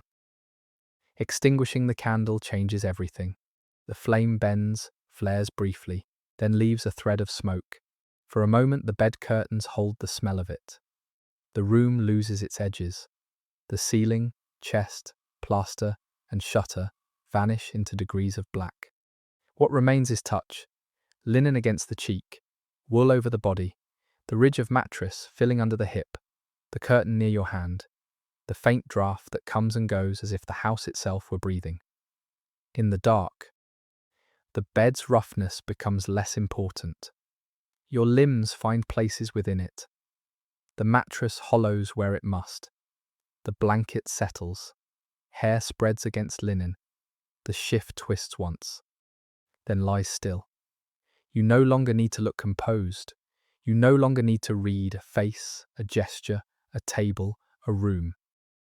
The evening's rules fall away one by one, though the household's order remains around you, holding doors, fires, animals, stores, and sleeping places in their proper relation. The chamber is not silent. It was never going to be. Wood shifts somewhere near the wall. A sound from below rises through the floor and softens before it reaches you. Outside the shutter, the weather has its own hand against the house. Inside the curtains, a sight has given way to listening. The manor that received you in firelight will now be known by what moves after the candle is gone. A footstep below stops at the place where a board complains. You hear the weight arrive, the floor answer, and then the pause of someone who knows the noise too well to be surprised by it. After a moment, the footstep moves on. The board settles back into itself. Nothing follows except the dark. Keeps listening as if it still has duties. In another house, after so many rooms and rules, the mind does not surrender at once. It tests each sound, tries to decide whether it belongs to servant, animal, weather, fire, door, or dream. Then, little by little, Ashwell begins to sort itself for you. The hall gives a cough. Not a sickroom cough, not a story in itself. Just a human sound from a sleeping or half-sleeping body below. It rises through timber with the dull intimacy of a house where people rest at different levels of rank, but within reach of one another's breathing. Someone down there turns on a bench or pallet. Rushes shift. A dog stirs and lets its collar or tags give the faintest answer, and then is still again. Guessed. Now sound carries it differently. Those near the lower end sleep closer to interruption. Those with rooms above have more distance. Those responsible for fire, doors, and stores may wake to noises that others are allowed to ignore. Your own privilege tonight is not silence. It is the permission to hear most things and not rise for them. The shutter gives a faint tremor when the wind moves against it. The pin holds, a draft still finds its way through, thin and searching, touching the curtain and then fading inside the bed's enclosed air. Weather does not need an open door to make itself known. It presses through joints, rattles a loose edge, slips under boards, and reminds every sleeping person that the house is an arrangement against the outside, not a conquest of it. Ashwell stands, but it stands by being tended. Somewhere farther off, an animal shifts in straw. The sound is almost too muted to name, a heavy adjustment beyond the wall or below the yard side of the building. It might be one of the horses, or an ox in the byre, or a cow settling its legs beneath it. The animals are part of the manor's sleep, as surely as the people are. They dream in stalls and shelters, breathe into the dark, bump wood, disturb straw, and wake those who know when a sound is ordinary and when it is not. You do not know enough to judge. The household does. That knowledge rests around you, like another blanket. A timber creaks above or beside you, long and low, as if the building is remembering its own weight. The day's heat is leaving the beams. Damp air has pressed at the walls. Fires have been banked. Doors barred. Bodies gone still. Wood answers all of that in its own language. Medieval houses are not silent frames around human life. They contract, breathe, complain, settle, and carry messages from one room to another. A latch below can travel upward. A step can find the bed. A shutter can make the curtain tremble. Privacy is made despite these things. Not because they are absent. You become aware of the bed's sounds too. The mattress filling gives a dry hush when you adjust your knees. The wool blanket drags lightly over linen. A curtain ring answers when your hand brushes the fabric. Each movement seems you too loud until you hear the larger house around it. Then your own noise joins the rest. Not disturbance, only another body finding a place among many. The manor has made room for you, and now you make your own small room within the bed, below. A bar settles in its brackets with a distant wooden knock. Perhaps a servant has checked it one last time. Perhaps the wood shifted as the air changed. Either way, the sound arrives with reassurance rather than alarm. The same bar that would have kept you outside if you had arrived too late now helps hold you inside. Doors in this world are never neutral. They divide welcome from refusal, rank from labour. Your breathing begins to find the pace of the room. At first it had followed thought, the accounts, the cloth, Lady Agnes' attention, your cousin somewhere below, the horses, the bed, not yours, the morning not yet known. Now it begins to follow the blanket's weight and the hush behind the curtains. Breath enters linen, leaves enters again. The body is less interested in explaining the evening. It knows only that it has eaten, washed, undressed, and been covered. Another sound rises, then disappears before you can name it. A vessel being set aside. A servant's foot on a stair far from yours. A cough swallowed by distance. The house keeps its final duties low. Not everyone sleeps at the same hour. There may be someone near the hearth for a while longer. Someone may wake before dawn to stir embers, carry water, feed animals, or make bread possible. The night is not a shut lid, it is a passage between one set of labours and the next. You think, without meaning to, of the screen's passage where the evening began. That first arrival had been full of smells and thresholds. Ale, damp wool, rushes, service doors. People crossing with purpose. Now the same household has become almost entirely touch and sound. The line from doorway to bed feels longer in the dark than it did while living it.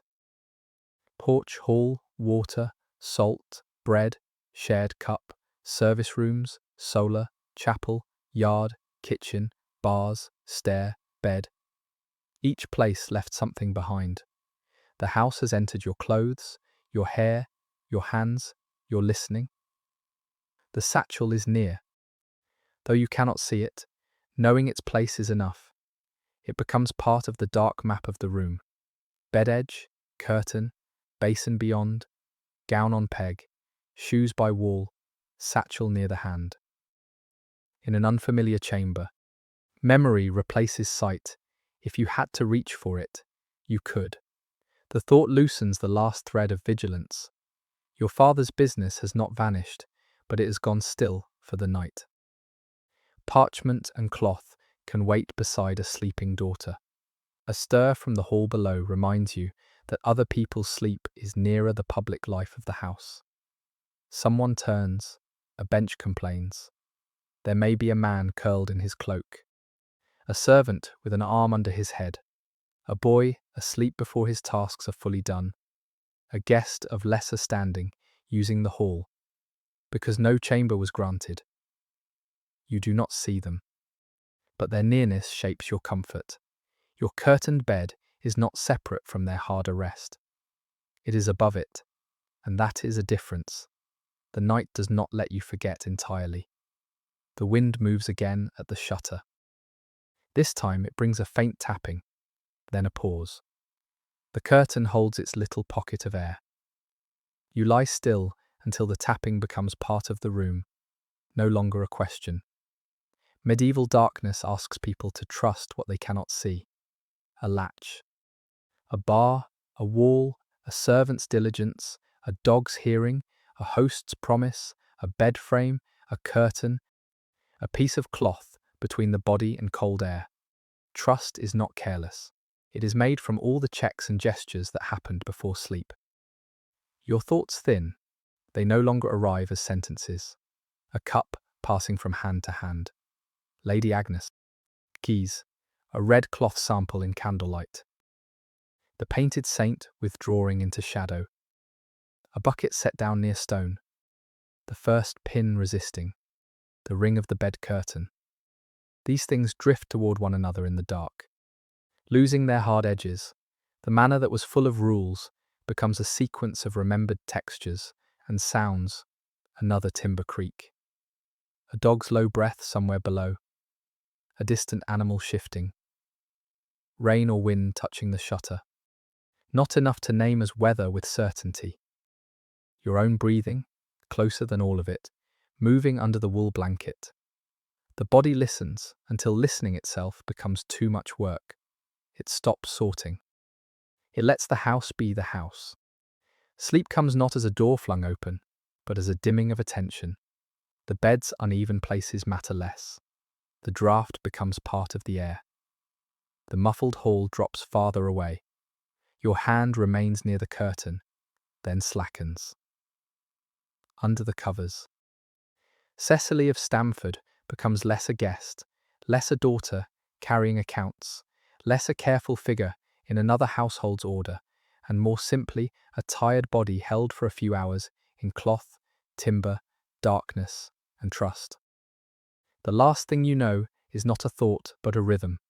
The house settling, the shutter answering, breath entering and leaving, until even Ashwell's night begins to drift beyond you.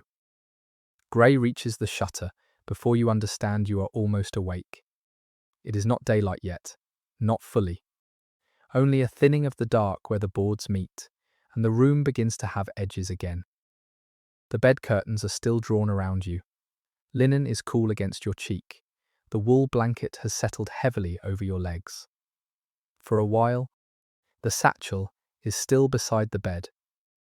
You cannot see it clearly through the curtain and the dimness, but you know its place with the certainty that sleep did not take from you. Your father's folded accounts are there. The cloth samples are there. The errand that carried you north has not vanished in the night. It has simply waited while the house carried on without needing your attention. That realization arrives before thought has fully sharpened. You have been kept safe long enough for morning to find you. Below, someone is already moving. A foot crosses a floor with the muted purpose of a person who has done this in darkness many times. Farther off, a pail is set down, not heavily, but with enough weight to mark the beginning of work. Water is being carried before you have risen. Fire may be stirred before you have opened the curtain. Dough, grain, ale, animals, embers, and doors are all entering the day while you still lie between sleep and waking. A manor morning does not wait for guests to be ready. It begins where the work begins, in the kitchen, in the yard, in the byres, at the hearth, beside the stores. Near the doors whose bars must now be lifted in the proper order.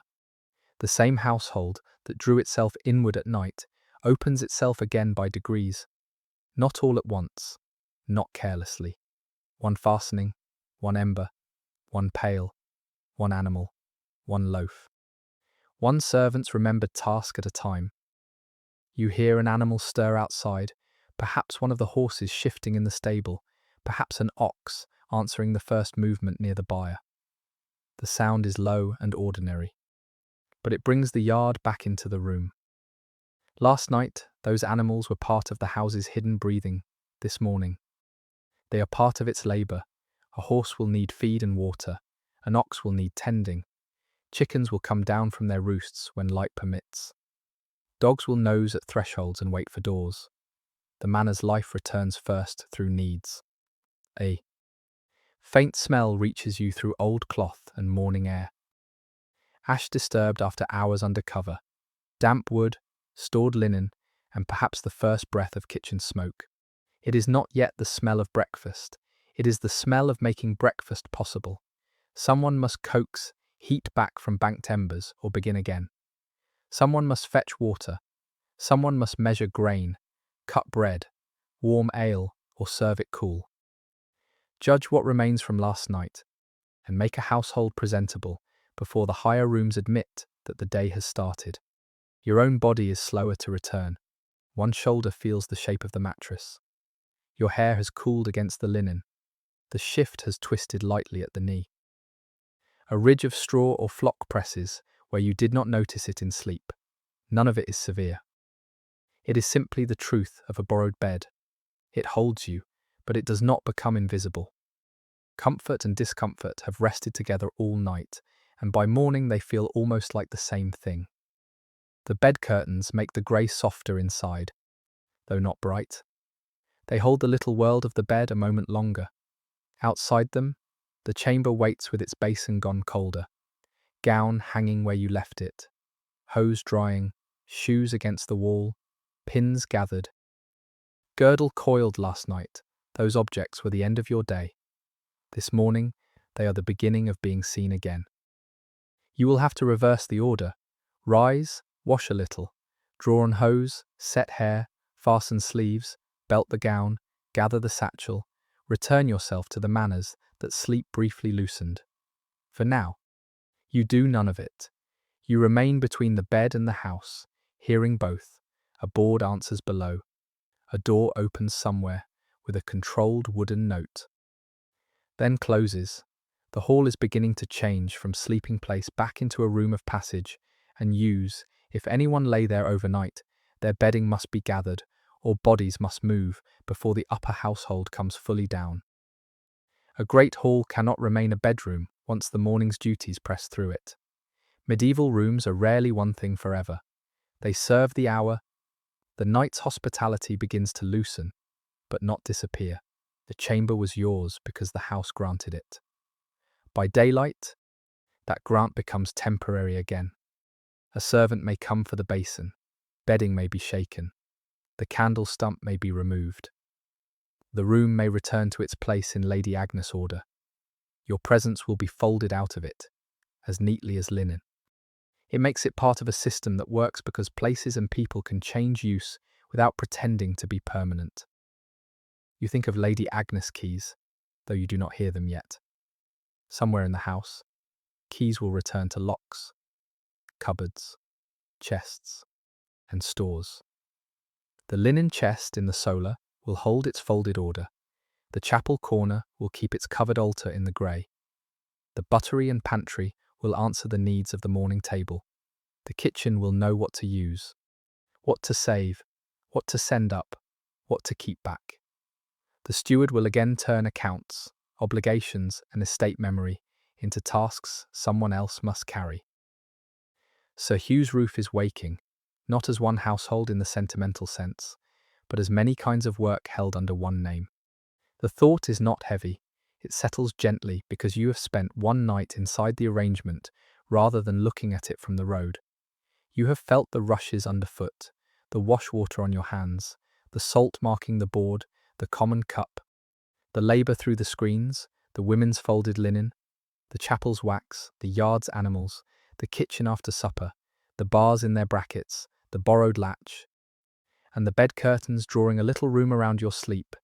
None of it was separate. The comfort was always made of movement. The grey at the shutter grows less uncertain, but enough to show that the room has survived the night with you in it. No one lifted the latch unnecessarily. The satchel is where you left it. Your clothes have dried a little. The bed curtains still hold the smell of linen and sleep. The manor has done what it promised, without ever saying so. It took you in after dark, placed you, fed you, watched you, used your errand, guarded your belongings, gave you a bed, and went on working before you woke. That is the closeness of the past at this hour. Not grandeur, not romance, not a house frozen in candlelight, but ordinary dependence. A young woman from Stamford lies under another family's roof because roads are long, trade runs through trust, and hospitality is both kindness and control. A servant sets down a pail. A horse shifts. Ash cools and revives. Bread waits to be cut. Doors open because hands know which bars to lift. The day begins through people who cannot remain in bed. And perhaps that is the tenderest moment of the stay. Before duty gathers you back, before the satchel is lifted, before Lady Agnes' house asks again for posture and gratitude, you remain briefly unclaimed by either night or morning. The linen is cool at your cheek, the blanket is still over you. The room has a shape now, but not yet a demand.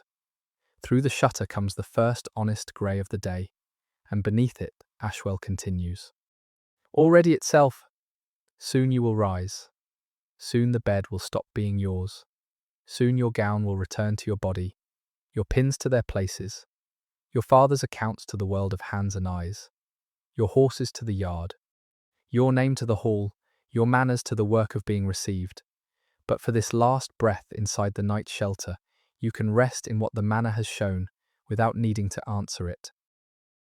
Comfort here was never a single fire, bed, table, or candle. It was the whole house in motion around a stranger who was allowed to sleep. The grey holds. The pale below is lifted again. A horse stirs beyond the wall. Somewhere, a door gives way to morning. Your breathing remains even under the covers, and for a few more moments, Cecily of Stamford is held between gratitude and waking, between the road behind and the road ahead, while Ashwell Manor begins again without waiting for her.